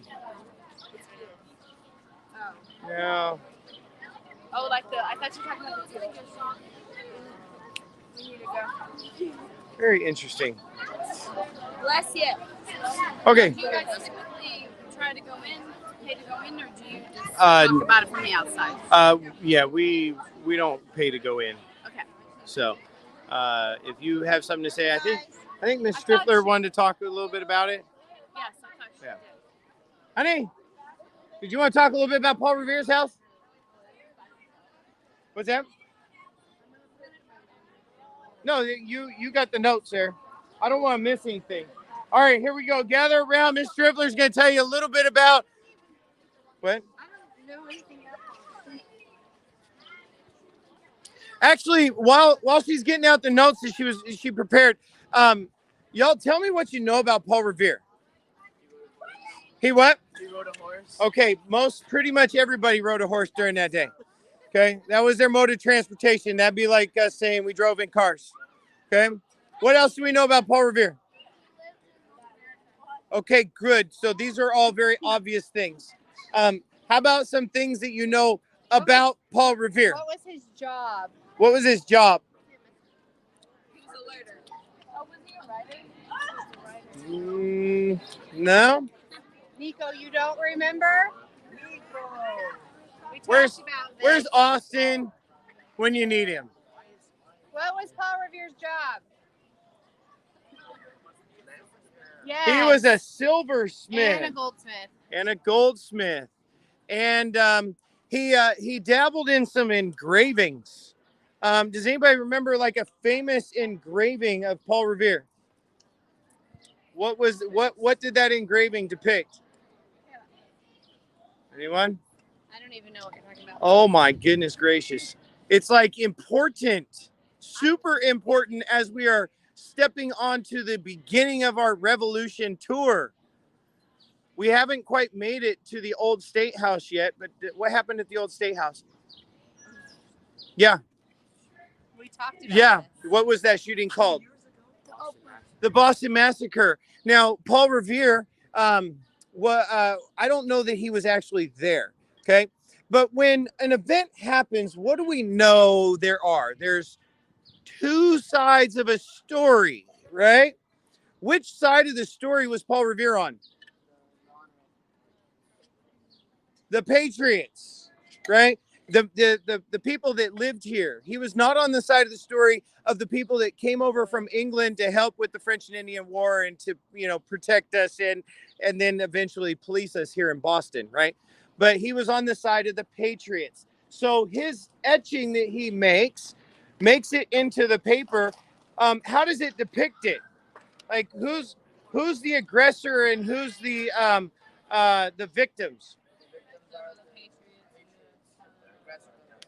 Yeah. Now, is that exactly how it turned out? Or I mean, is that exactly the truth? We don't really know, actually. Okay, because history is written by the victors, and who ends up winning the revolution? Obviously, the Patriots, because here we are as Americans, right? So when you look at, oh my goodness gracious, what am I? Reference material. I haven't been in the classroom. Encyclopedias, those things. What are those called? Sources. Okay. When you look at sources, you have to verify what is the information that it's giving you. Okay. Is that information biased? And is it true? Right. Now we know the Boston Massacre happened. Okay. And we're going to talk more about that over there. But remember, Paul Revere is looking at it with a biased lens. Okay, with a biased lens. He's a patriot. He wants to see the British troops or the regulars. He wants to see them taken out of Boston. Okay. So he lived here for about 30 years, but not consecutively, like on and off. So in like the 1770 to like 1790, 1800. He had two wives. The first one, not at the same time. The first one was Sarah, and she had 8 children. And the second one was, I think, Rebecca. Do I have that here? I think that's Rachel. right. Rachel. This Sorry. Square. This Yeah. is Rachel Oh, Square. look at that. So, and she had 8 children. So he had 16 children altogether. Not, I don't think even half of them made it to adulthood because there was lots of diseases and lots of things that could kill you back then. Yeah. So he lived here. This is how it is the oldest residential house in Boston. Huh? What? No, No, it is now a it's a historical museum. Yeah. It is open. It's an extra cost, which we're not going to go through. I'll just tell you a little bit about it. Okay, we're going to go into some older houses later, but if you walk through, if you ever have a chance to come back to Boston, you can go through there. There's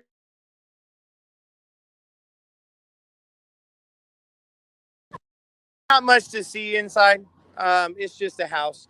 The important part is just to know on the Freedom Trail, here is Paul Revere's house, and he's kind of a big deal, wouldn't you think? Yeah.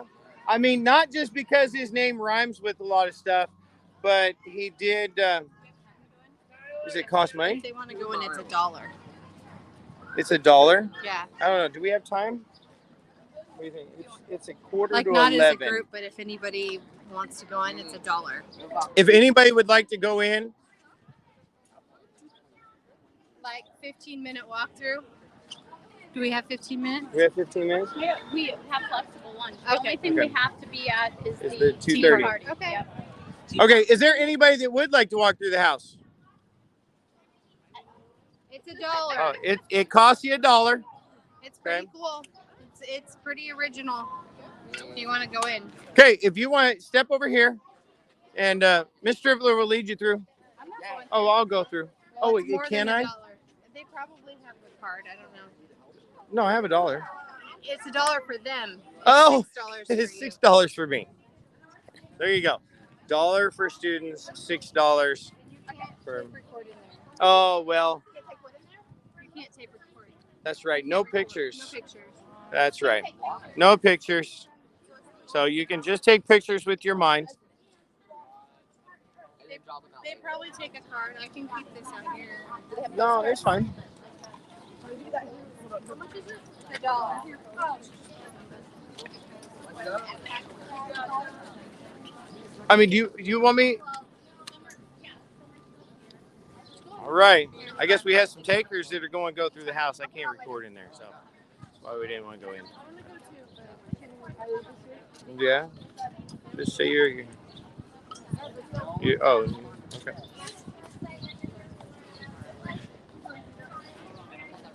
Oh. Well, it's just a house, right? Well, I mean, it's just a house, like, you know, the Constitution is just a piece of parchment. Yeah. Is it gonna be like old? Or let's talk Declaration. We won't talk Constitution yet because we're not there in history. We're still talking Declaration of Independence, Revolution. So the Declaration. Declaration is just a piece of parchment. Yeah. Because I mean, it'd be cool to see a house from like the older time. It's the oldest house still standing in Boston. Yeah, because they all bought all the other houses that they knew.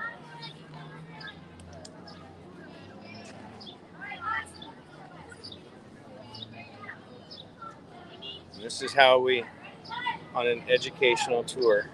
I'm not the only one. Look at them. No, I just want to pick on you at the moment. Okay. Wait, are we all playing the same game? Yes. Yeah. Wait, are we playing each other? Or just Oh like- no, it's not an online game. Oh, that's too bad. For now, it's not. That's too bad. I mean, you can only run offense though. That's the thing. Oh, it's not even that good of a game then. I mean, offense isn't that important. Who was your DC this year? I'd say it was more like Spivey. Okay. But then he left. Oh, that's right. He left before football season was over. Yeah, and then it was Wiggins. Oh, okay. Okay, so at the beginning of the season, Coach Rushlow ran the offense and Coach Spivey ran the defense. But then Coach Spivey left, and Coach Huggins kind of took on the defense, sort of. But because for like the beginning of the season, he couldn't go out with us. And so, right. And so then like once he left, he was all better, and so he could go out. Oh, okay. So then he like Okay. It was kind of fun. I don't understand. You're a linebacker, right? Why don't you just step up and lead the defense? Well, I actually did. When I was out, I actually helped him come up with one of our defensive plays. Okay. Yeah, we wanted to call I mean, I thought I trained you linebackers better than that. Linebackers are supposed to be the boss of the team. Yeah, well, the thing is, though, is that like most of our linebackers kind of like switched around and stuff. And so like, so the A team guys were, the inside backers were me, Peter, and Troy, and then the outside backers were Poteet, Padron, and Really, Elijah. just Poteet and Padron. Poteet, Padron, and Reyna. Or no, not Reyna, Elijah Walls. Oh, on A team, really? Yeah. Wow. Man, I wish I would have been able to see. Reyna switched to the D game. line. Okay. He did Wow, really good on D line. Oh, he would crush it on D line. Well, I had him down at that nose guard position a few times. Yeah. Yeah. And then Eddie Fulgham, what they would do for one of our defenses, what they would do is they would take one of our linebackers and move them down. But because we had Eddie and he'd already played on the D line before, we moved a safety down, and we moved a linebacker to safety. Oh. And so they had me playing safety for a little bit. Oh, wow. And then they would have Like free or strong? What? Free or strong? Free. Oh, wow. Okay. Carson must have, he's got some wheels in. Yeah, I got a lot faster than 7th grade. Wow. I'll give myself that. That's crazy. Good. No, I actually made it in track too. Let's see. If they don't score, They don't lose. we don't lose. We don't lose. If they don't score, they don't win. That's I'm glad we still remembered that. That's good. But then there was Spivey that said a strong offense is a good defense. So he like completely switched it around. He's like, if we do good on offense, we don't have to worry about defense. No, it's the opposite. It is the opposite. It's the opposite. If you drive the other team back and it's like 4th and 45, that's good field position. So a great defense is an amazing offense. Well, the thing is, though, so like one of my best plays, I got a pick and I was running down. Did you score? No. Did you say bingo, bingo, bingo? Their running back just went and just took my head off. Oh. My chin strap, like. Did you hold the ball? Yes, I did. So we still had the ball. Yeah. Well, that's all but that I matters. don't play offense, so that's the thing. It doesn't matter. We had the ball. I don't know. I couldn't remember any offensive plays. That's good. You caught the ball? Yes. Like with your hands? Yes, because what they tried to do, because they had the running back and their fullback. They tried passing it to the fullback, and I went and I picked it off, and then I ran around. The running back came in. I don't understand why you didn't score. I didn't see him coming. He's in my blind spot. You should have ran through him. I can't. He's like coming behind me. You should have stiff armed him. Something. You right? Yeah. I'm telling the truth, huh? Yeah, 20 minutes ago. She's like, football. F. Q. That's all I know.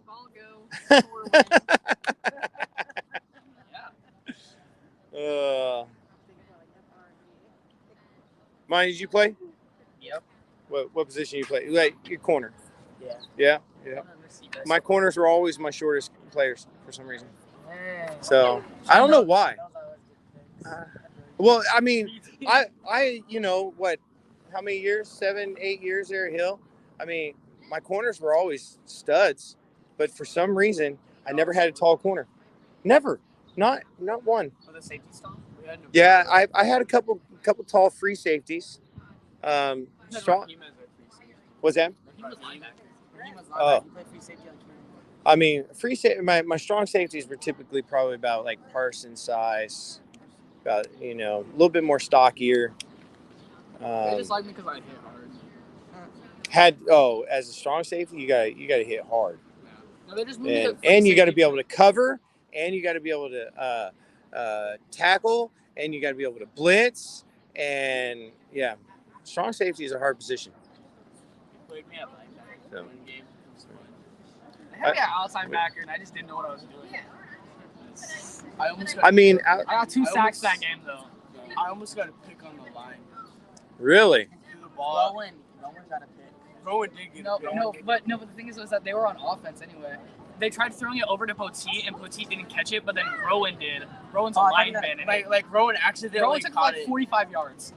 And then No way. Yes. Ran. Took for like 45 yards. And like bounced out of Poteet's hands, he caught it and he just ran. I don't even think that's legal. How's that legal? Well, because it touched the play. Maybe? Technically, it's Okay. Okay. Well, yeah, because like middle school linemen, as soon as the ball's thrown, they like stop. Yeah. But then I guess Rowan turned around and saw it. Well, no, because Oh. Rowan was running out to the outside linebacker, and he blocked him and went to turn around. And the ball was just there, and he caught it and started running. Okay. This is definitely riveting stuff over here on our journey down the. I love it. Hey, that's fine. Hey, we're here for the experience, and I primed all the viewers coming in Disney Connections that this was going to be a little bit different content because this isn't about Disney, on this trip, and it's about the trip, and it's more about your parents and your family being able to experience this and have conversation when you get back. So. And now they're just talking about our 7-on-7 teams. But we had so many guys from Hill. 7-on-7. So my team was entirely Tex Hill. And then their team was almost entirely Tex Hill. We had like two 3 Tahiti Tahiti kids. kids. Oh, okay. One was super short, one was kind of back, and another one was a safety. Yeah. Okay. So when's camp this year? After this. Real soon? Starts, Are y'all? It starts next week. We're gonna get back. Okay. And we would have 1 day to go for the first week. Okay. But for me, I'm probably gonna be super jet lagged and not wake up. No, you're gonna go. You're a linebacker, Parsons. Yeah, you're gonna be early. You might as well just get off the plane. You might as well get off the plane, take your sleeping bag, and go sleep on the field. Yeah, no, because I said Coach Lindell wants me to try outside. Oh, that's just because of speed. Okay, yeah. You know, the whole thing behind Coach Lindell wanting me to play outside is just because of speed. Okay. Because Hayden has been hyping me up to him. Oh, what the big bro? And I got Is he a junior? He's going into his senior year. Oh, going in? Oh my gosh. And I got to meet the getting new old. linebacker coach, inside backer coach. Oh, okay. Coach Sierra's son. Okay. I bet. I bet my paycheck that T.P. Miller is going to be over there with linebackers a lot. Yeah. You know, Hayden was talking to him about how there was like those couple of games where I'd like move to safety, or like sometimes in 7-on-7 they move me to safety because Miller's a safety coach. Yeah. Oh, he's going to coach safety. Okay, that makes sense too. That reminds me of Raheem coming down to the line. What did we call it? What did we call that one? Warrior? Yeah, we call it Warrior. Yeah, Warrior. You know, we had. Yeah, Coach Hernandez stepped up. I didn't know. We had Money, Warrior, and Steel. Yeah. So ISS coach stepped up. Money is the Mike backer. Warrior's the weak side outside linebacker, right? Yeah. And we had Steel, which is it was just like a defense for whenever we're not doing something. Oh, okay. Yeah. Yeah, we wanted to call it Pickle. Pickle to pickle.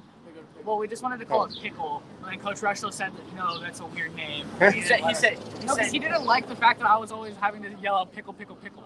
He didn't like that. we were like trying to convince It is funny, but like he just didn't like we it. were trying to convince them to do it because it was like, let's throw them off their track and maybe the quarterback will forget to say hi. They'll be thinking like, why are they saying pickle? I don't know. What position did you play? Are you play football? Did you go watch a game? Oh, not even watched a game. Kirsten's Wait, Star Center. Wait, did you even go to Tex Hill? No. Oh, wait, were you playing volleyball? Yeah. Oh, okay. Coach That makes sense. Star Center? Yeah. Center on a volleyball court, maybe. I remember those couple of times where you had to move me to center. We had me for the games. We had me for This was the trio for C-team basketball. Yeah. C-team basketball trio, huh? Who was the C-team coach? Coach Vega. Oh, okay. Anytime we were on the court, we were always scoring. Yeah, Wait a minute, you threw out Vega yesterday, so who coached B and A and B team? Russell was an A team, yeah. He was Coach Livingston. Oh, Coach Livingston did the B team. Okay. And then I assume Coach Maxwell was 7th grade A. Coach Whitty, no, they switched around. Whitty went Coach Whitty coached basketball this year? B team. He did B team. And then go team for What? was, Oh my gosh! If I would have known that, I would have flown in just to see Coach Whitty coach a basketball game. He said he didn't want to do it. Yeah. He's like, I haven't coached basketball in years. So funny story about Coach Whitty. So he was telling me he coached basketball way back early in his career, right? And he was doing tryouts, and the way he would do tryouts, he would say, "All right, getting groups of 5, we're going to scrimmage."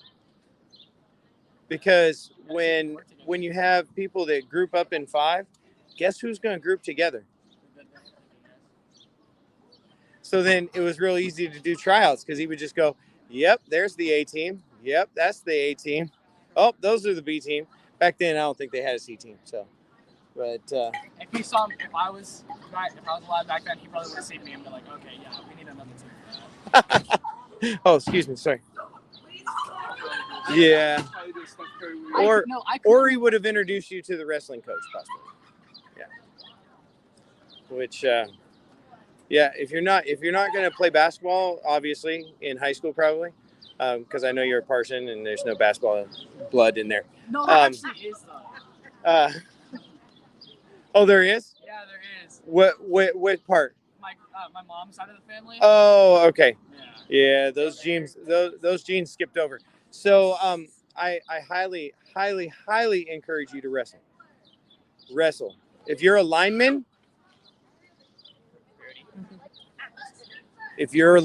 you need to wrestle. Yes. Oh, you know It's the best thing ever. Monkey is gonna wrestle. Is he really? Yeah. He's gonna be a beast at it. His brother's good at it. Yeah. Oh yeah. His brother wrestles. That's right. Yeah. Wrestle. Do it. I didn't wrestle until my senior year. I had to find the picture of Peyton's brother because his nose is literally like that. Seriously? Yeah. Peyton has a picture of him. He's like bleeding everywhere. So he's just like. From a wrestling match? Nice. He's sitting at the ER smiling. His nose is like. That must have been somebody like crossed his face. Yeah. No, they do that in air.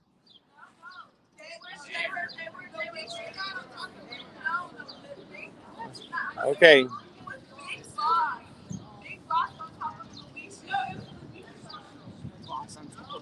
Okay. Awesome. Oh, is that the cream puff that you got right there? This is an apple. Are they eating apple? Okay, we gotta come over here now. All right, I'm done talking football for a while, and we're gonna watch the birds. We're bird watching. What a stream today! The stream of change, and thought we were doing one thing, and here we are doing another thing.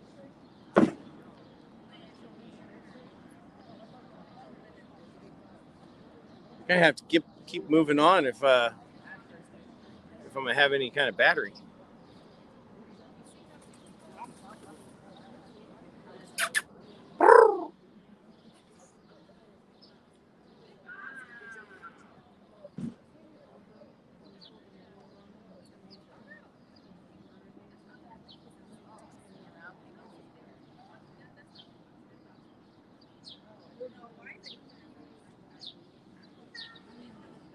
You said this is called Rachel Square?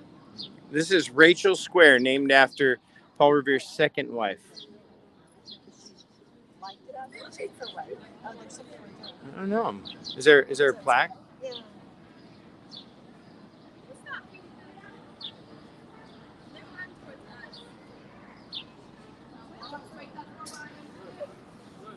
Okay. They're too scared of you. Even supposed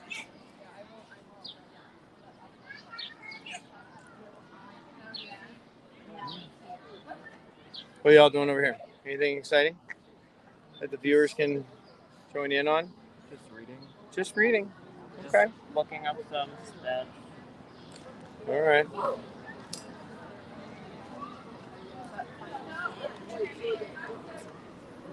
All right. So what's our plan?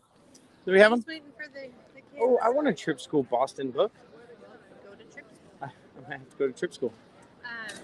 We are just talking about DC and Arlington and our Reefling, and then we're taking the tram. I know. Isn't that gonna be amazing? I always joke. I always say this. Cemetery is 649 acres. And we're gonna walk all of it. Yeah, right. And the kids are like, "What? No!" Did you Oh. go through? No. Birds. She's over here in this room. No. No. I was like running away. Because I've never seen them from here. open Do you that still door want to go to before. the oyster? Which door? Oh, what?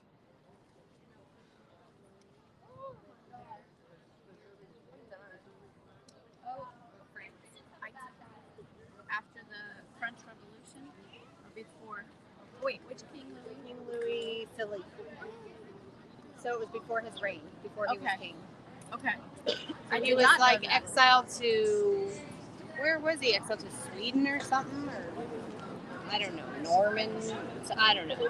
But then he left there and came here to the Union Oyster House and lived on the second floor for 2 years, and then went back to France and then became king later. Yeah. Did you know that Paul Revere worked as a dentist? I think I did know that. Did you? I didn't know that. Yeah. I've never seen that door.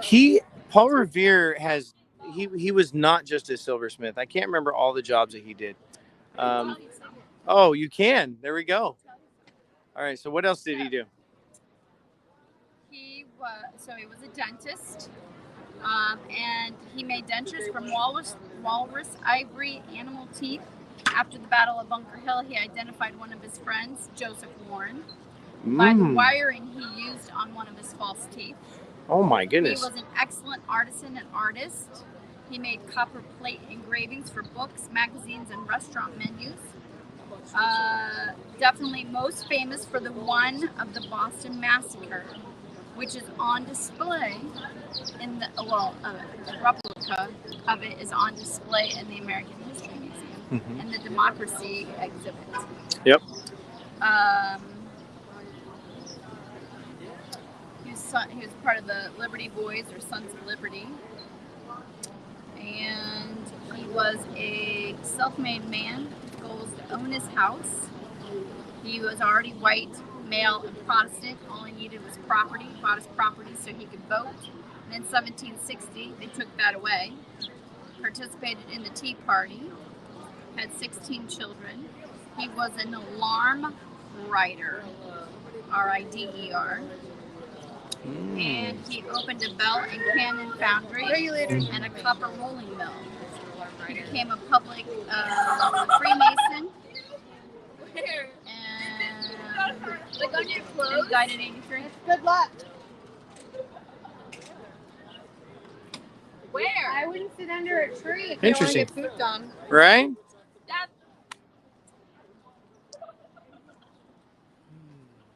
You got pooped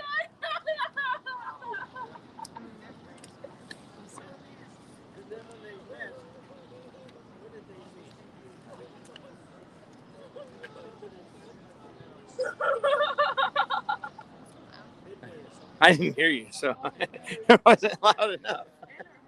I don't know what you said, but I knew I wasn't going to have you repeat. Oh, let's see here. What a riveting stream we're having today, but thanks for hanging out with us, y'all. Let's see. Here in the North Square live Paul Revere and his wife, Rachel Revere, for whom the overlook is named. Here lived Major Pitcairn of the soldiery occupying Boston in 1775, Governor Thomas Hutchinson, Sir Harry Franklin, and William Clark. The alarm that British troops were marching to Concord to seize Patriot stores was given by Paul Revere and others. Many men of the North Square and its neighborhood joined the Boston Tea Party at Griffin's Wharf and threw the tea overboard. The public open space built and this tablet erected by the Boston Park Commission, August 1946. Huh. Okay.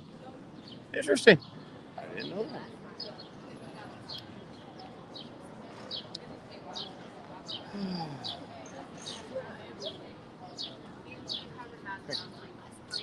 They have a Dawson seat? That's hard. Rob, what street are we walking on? Fremont? We are going to pass the old State House, take a left on Washington, go like 2 or 3 blocks, right past the South Church Meeting Hall. Okay. And we'll take a right. So there's a Walgreens across the street.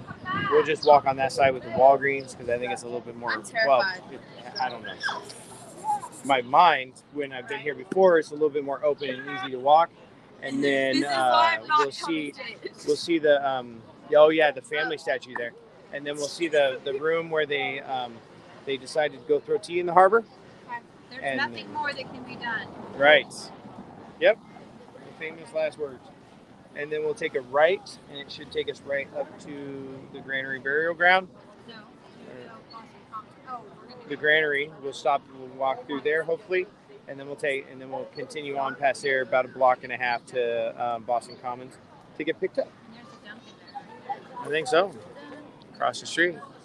So. Mine stops. Oh, we have another EF. Is EF the only ones traveling around these days? We have another EF group. All right. Excuse me. You guys have the best tour director ever. We know.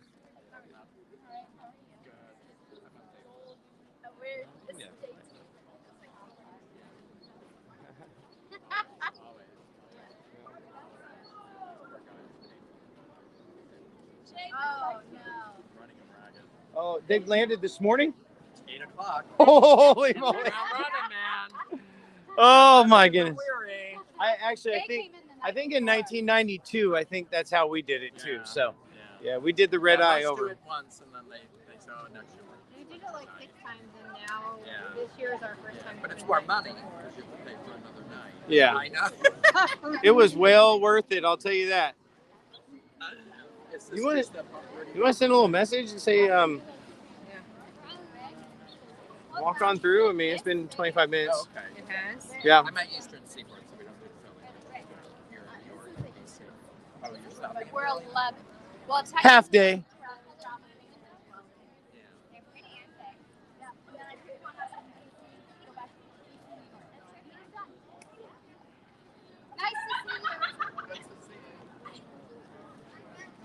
Oh. I will say, the travel tour director, no matter what company you work for, they're some of the best people, most friendliest. They take you in. You see somebody flounder. Like I have a friend who just is starting out, and she called me crying, and I'm like, "Don't cry, because I'm gonna cry." And, she's like, "What do I do? Where?" And I said, "Okay, take a deep breath." And I could walk her through here. And like the other night, I'm like, "Okay." I have vouchers. So I have a friend I call. I have vouchers. It closes at 6. Our dinner time is 6. Give me some ideas, please. And then that's when she's like, oh, you can go here, you can go here, you go here. And then that's when, if you have a good relationship with your driver, like Marcus and I are tight. He was like, I can take you here, and it's on the way, and they can get snacks. I'm like, perfect. I think that is better. Right? So we all It's work. a family. Yes, we work together because otherwise we would just be floundering around. I don't know what I'm doing. I'm just holding this camera, y'all. If you're just coming in, welcome in. That's Paul Revere's house.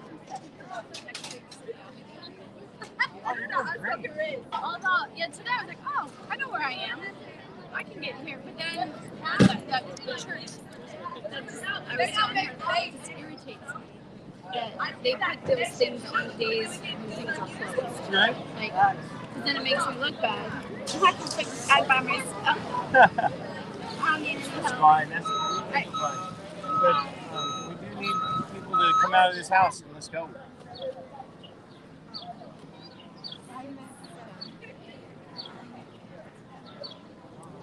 Good job. Pushing them out. I can make it. We're gonna make it to the state house.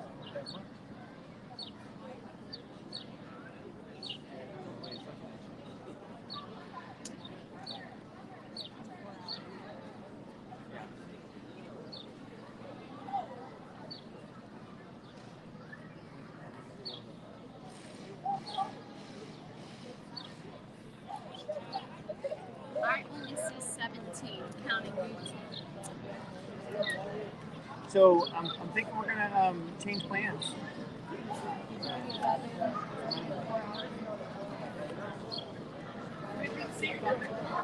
I'm thinking. Well, what I think we'll do is we'll walk to the old state house, and we'll come back down. It's only like a block now. We'll come back down.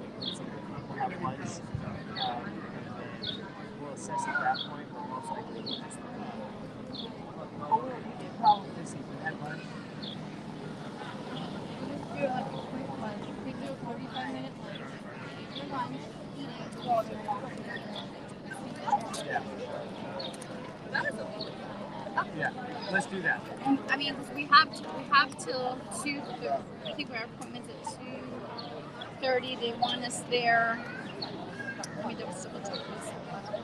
Well, we can always, I mean, They want to serve a few minutes early, like 10 minutes early. There's plenty of seats. we, Spend time there.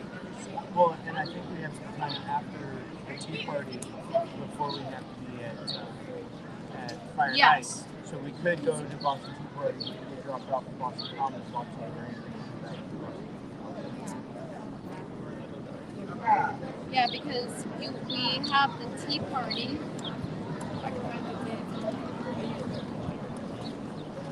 This is how we do here, y'all. And there's like 6 people in here. I love it. If you are in here, comment like your connection to the stream. If you're just coming in for the first time, where you're watching from. But we're right here outside Paul Revere's house. This is day 3 of 12 of an Eastern Seaboard trip. And we're starting here in Boston. So tomorrow we get up, we're going to go check out Harvard, and I'm going to bring you along for that. Tomorrow should be a little bit more kind of organized stream. Today's kind of just the, we're walking and talking to random and hanging out. So if you're in here, comment, let me know. Ask questions. I'd be glad to find an answer if I don't have it. No problem. How was the house, y'all? It was amazing. The door was just way too small. Oh, you I barely was hit my fit? Head. Oh, I was hit my head walking through it. that tells you. All right, right here on this corner, right. Woo! Ah! Rat's wings. Right here on this corner. If you're gonna be on the wall, stand there carefully. Oh, I can stand on the wall. Carefully. Perfect. Okay. I need your phone though. Right. Short people in the front. Vertically challenged. You're already standing on it. So are you asking for forgiveness? Or permission. I already said if you're standing on the wall, do it carefully. Okay, get in Right. there. Get in there, you guys. Okay. Nobody outside, Brody. Nobody outside, Brody.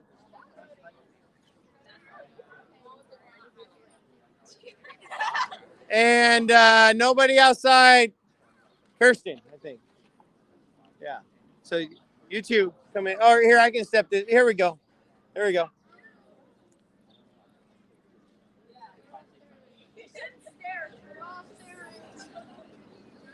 All right, I think I got it.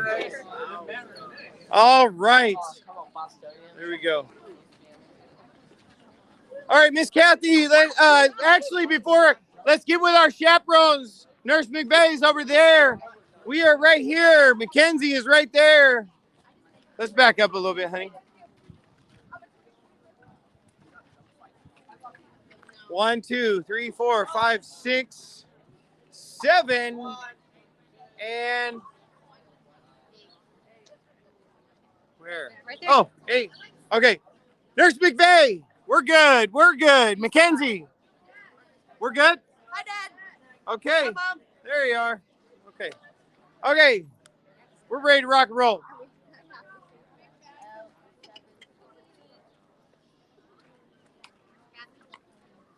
Miss Kathy, we are ready to rock and roll. So we're going to follow. Okay, here we go. All right, Texel. Go. Watch for cars. Be small. Stay to the right.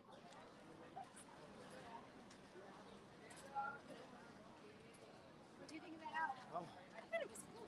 Yeah, very neat. I was glad I went in. Good. It took us a little longer because the first room, the guy was talking a bunch because he was trying to break it up because there was that big group of cars. Oh. And he didn't want the traffic jam. Nice. So that's what took. Yeah. Well, I thought it was important, anybody that wanted to go in, because, You're here. yeah, you're here. So, Yeah. and it's just, Well, I thought, I don't know if I'll ever. Yeah, you probably will. The one that just me and my husband drove on. You'll be experts by then.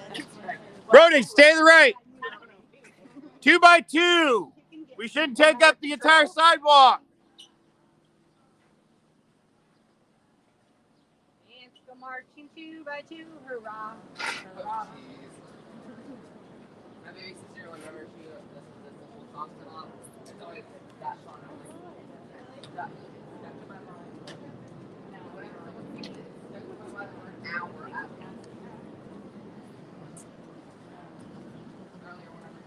Some beautiful buildings, and we're heading, let's see, a dome, behind the dome, I think, over there. Yeah. We gotta get back over here into the Little Italy section.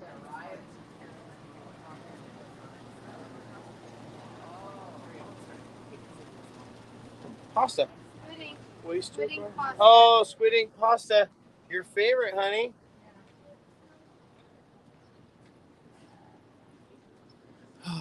The story gets further and further. Like when you first told me and you called me that night, you were like, it was really good. It was really good.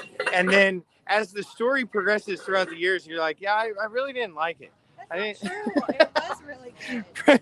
Pretty soon it's gonna be like, well, I was eating it. It was gross, but I just kept eating it. It was really good. Diminishing. Yeah. Whatever that's called. When you eat it, it's so good, and then it has diminishing return. Unlike that lobster roll that I had yesterday that made me want lobster roll everywhere I went, and then go back. And now, I mean, it's back on. I mean, it's delicious. So it's still open. Oh yeah, and it was great.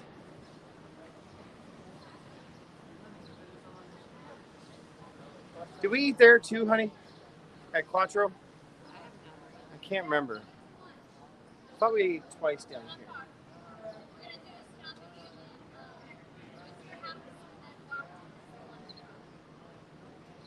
Past it, actually. Huh? Past it. Go to the steakhouse first.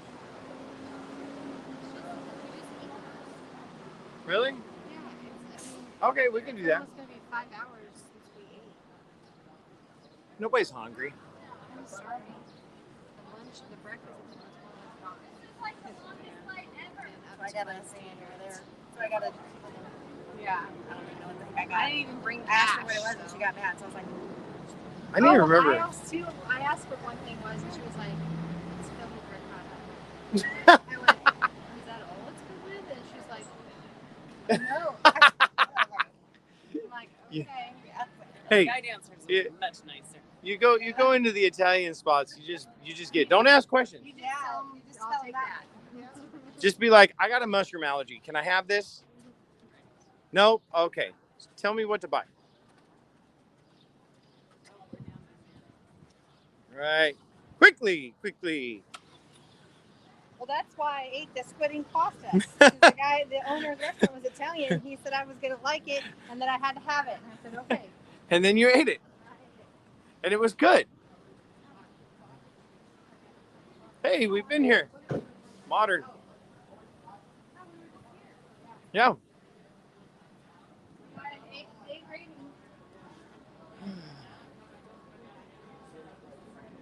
Stay to the right.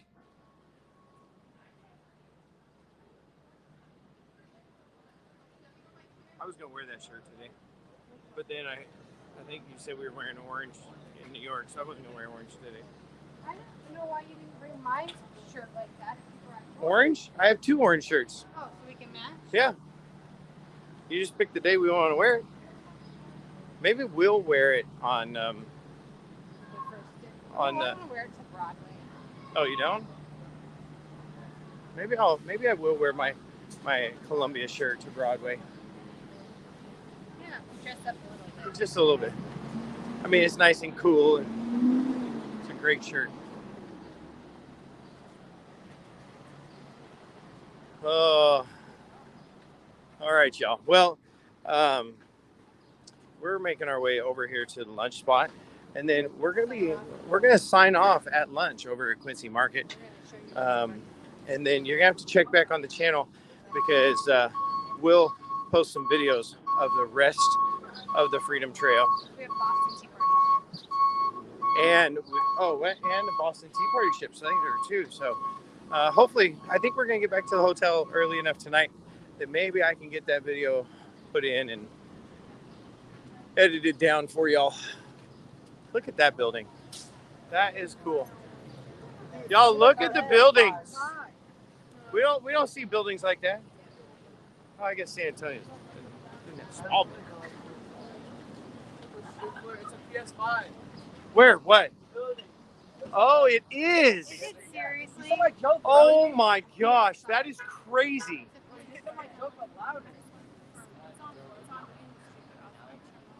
Y'all see that? So it's that building right there. Just walk. It's not. I don't think it's a. You just walk down the alley. Okay. Yeah. All right. I can walk up there with I you. know they're watching the. All right, here we go. The PS5 building. That's what we're going to call it. State Street PS5 building. That's crazy. A PlayStation 5. That looks like a PlayStation. You look it up. You'll see it. I don't have one yet. I can't afford it. That silver or that glass building? Oh, there's a helicopter up there too. Hey, you don't have a PS5 in your house? Okay, doesn't that look like it? Yeah.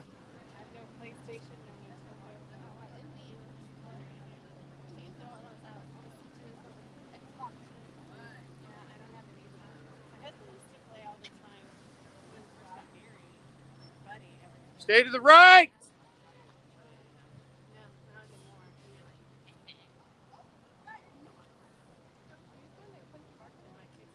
We are. I think we're gonna make a little like just pause at the Oyster House, and then we're gonna go get lunch. So.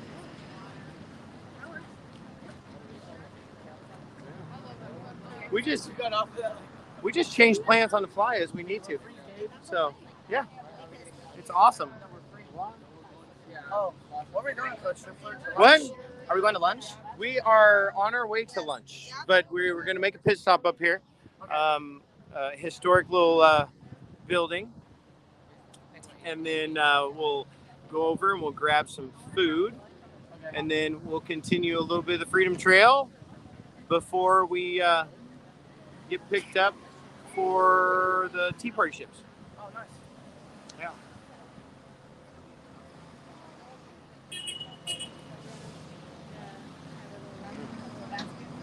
Is that Jack Black? Jack Black. He's driving the food grease trappers.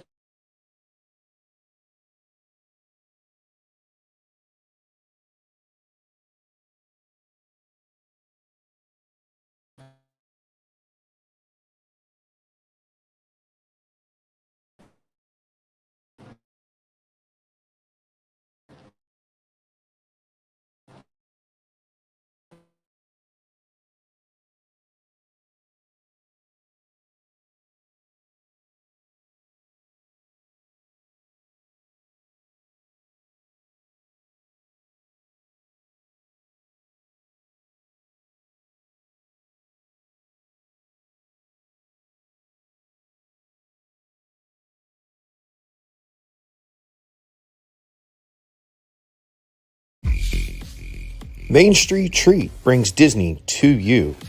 Hey, we're Rob and Mel from Disney Connections and the new owners of Main Street Treat Company. So come visit us over at mainstreettreat.com to order your treats today.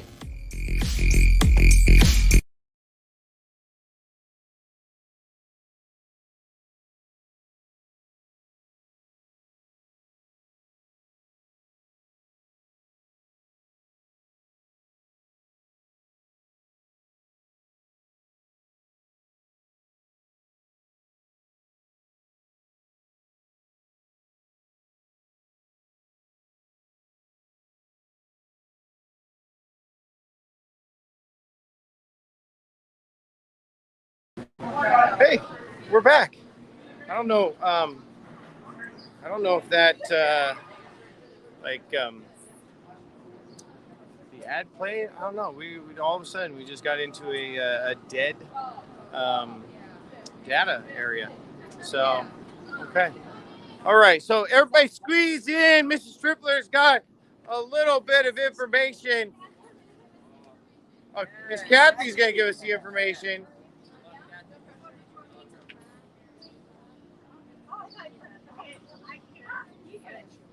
Okay. Wait, I gotta forget which king lives. Got to get the notes out. So, the reason that we like this place is because we are huge Kennedy fans, and Kennedy used to come here every week to eat, and he has his own booth upstairs, and now they have like a little placard with his face on it, and you can request to eat there, so that's kind of fun. Which we did. We did. Yeah, we did. They let us. And they used to come read his paper and have a little meal. But something else that's kind of fun about this building is when King Louis Philippe from France was in exile, he lived here for 2 years. So that's kind of fun too. Yeah. Before he became king. And then he went back to France and became king. He was in exile and then went back. Well, I mean, they were kind of having a little revolution because there was this ragtag bunch of people who defeated the most powerful nation in the world, which kind of sparked revolution around the world.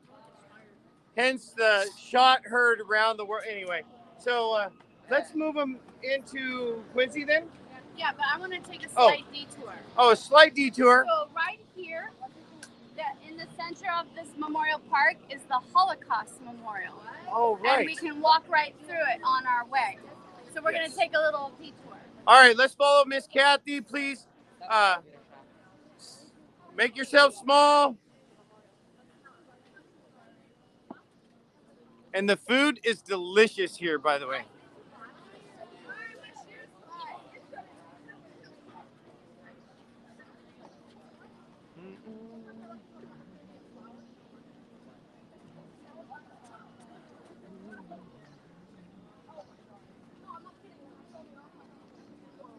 Stay to the right.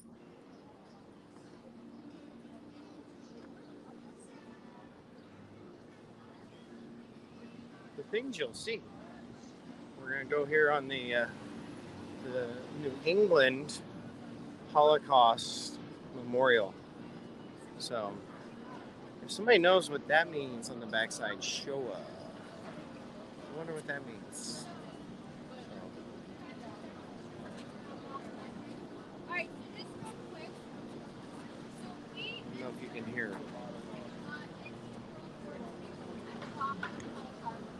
But before that, Hitler had a very strategic plan. Very thought out, very strategic, it was systematic, and it happened gradually. I'm asked all the time, why didn't the German citizens do anything about it? Now you think about your boiling pasta. Put your water in the pot, and it's kind of cool water, and it's still. As the water heats up, it starts to simmer to have a little bubble. And then you begin to notice things. Wonder what is happening. I don't know how it's bubble. Then it starts to bubble more. It starts to become really bubbly. Uh-oh, things are happening. What do I do to stop it? And then the next thing you know, the water is boiling over. So things happen without them really realizing it at first. Okay? So it was like a gradual awareness for them. So a Holocaust means sacrifice by fire in Greek. And so this is Boston's Holocaust Memorial. So we're going to walk through with just quiet respect, and you can read the things on the side. So we'll take a minute. It's on our way to Quincy Market. Okay? Remember, this is a reverent place.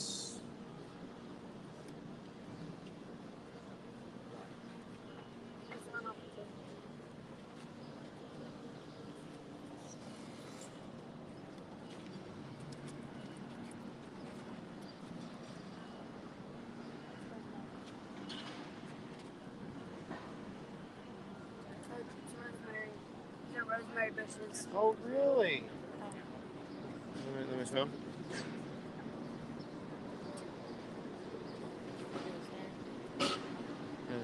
Now, don't pick. If everybody picked some, there would be no leaves. Notice I didn't pick it. I was smelling this one. Excuse me. Rosemary is, huh? And also, if you just kind of rub against it and not pick it, Yeah. that you can get the. Yep, exactly.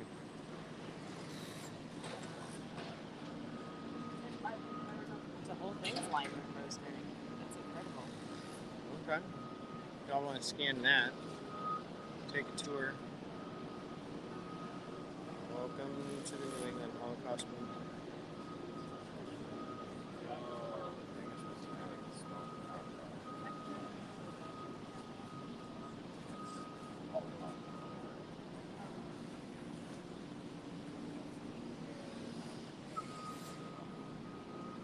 Those are words to live by right there.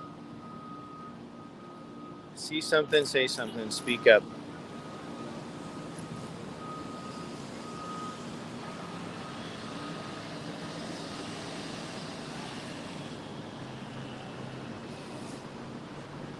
So I don't know if you can see, probably not going to be able to see that. Oh, wait, over here by the window. It's numbers.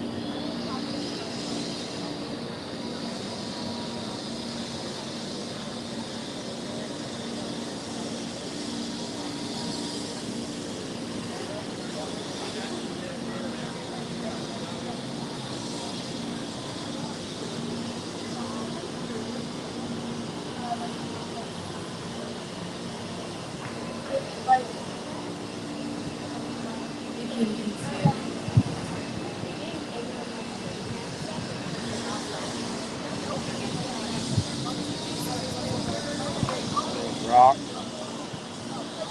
Organize in there.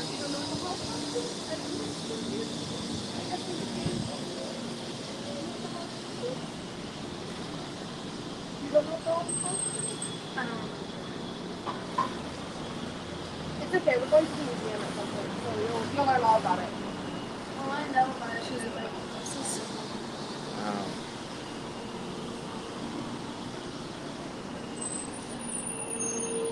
I like that.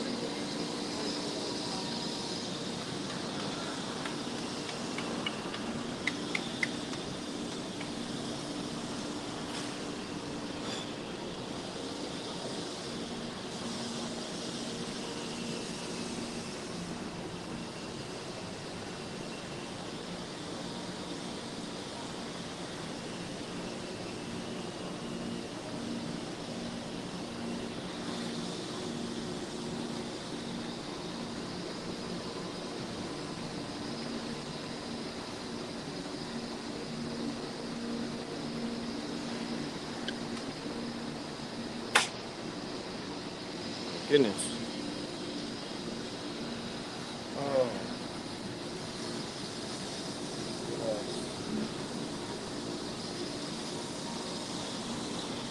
There's so much more to this memorial. Auschwitz.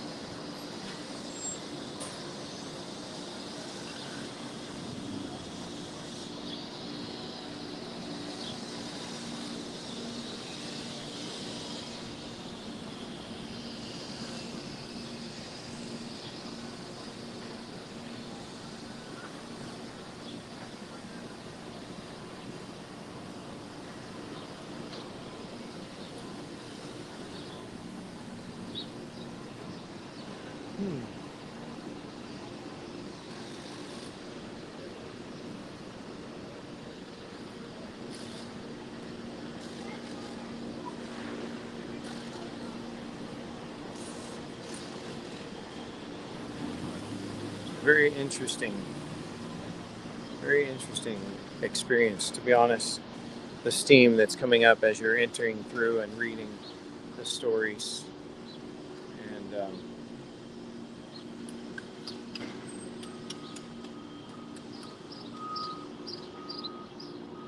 this is real stuff here, y'all. So, all the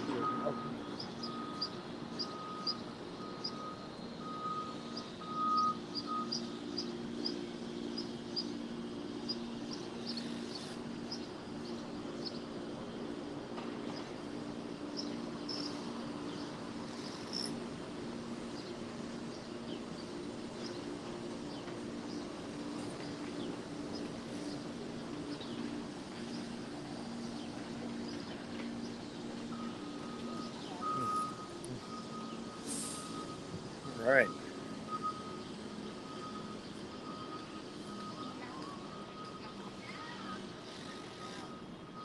All right, so not a part of the Freedom Trail, but yeah, definitely powerful. Love it. All right, what did y'all think of that experience? Tell me what you were feeling. It was sad. Mm-hmm. Just like reading it. Yeah, I like the deep. And the Okay. smoke just added to it. Yeah, not just like the smoke, but the steam. You could feel it, right? Yeah. You could feel the warmth. Like, I mean, we're talking gas chambers. We're talking burning, cremation, right? Oh, what do y'all think? What? How was that for y'all? It's tough. That was tough. So this is like just a get prepared, because the Holocaust Museum in DC, it's pretty deep. So we'll have a little bit of time to explore that and to see and learn, and the Holocaust Museum in New York is going to be really it's I say good, not in a good way, but I mean it's very well done. But I've never gone through this one before, and I'm very impressed. Like the experience of going through it. So, oh, all right, y'all. Well, you know what? On a somber note, and maybe a little overdue. I don't know, because this experience, this 12 days of live streaming, is first of all, it's for you parents that are watching. They get to see your kids. By the way, I will tell Gabe. Gabe, where you at? Gabe, Mom says hi.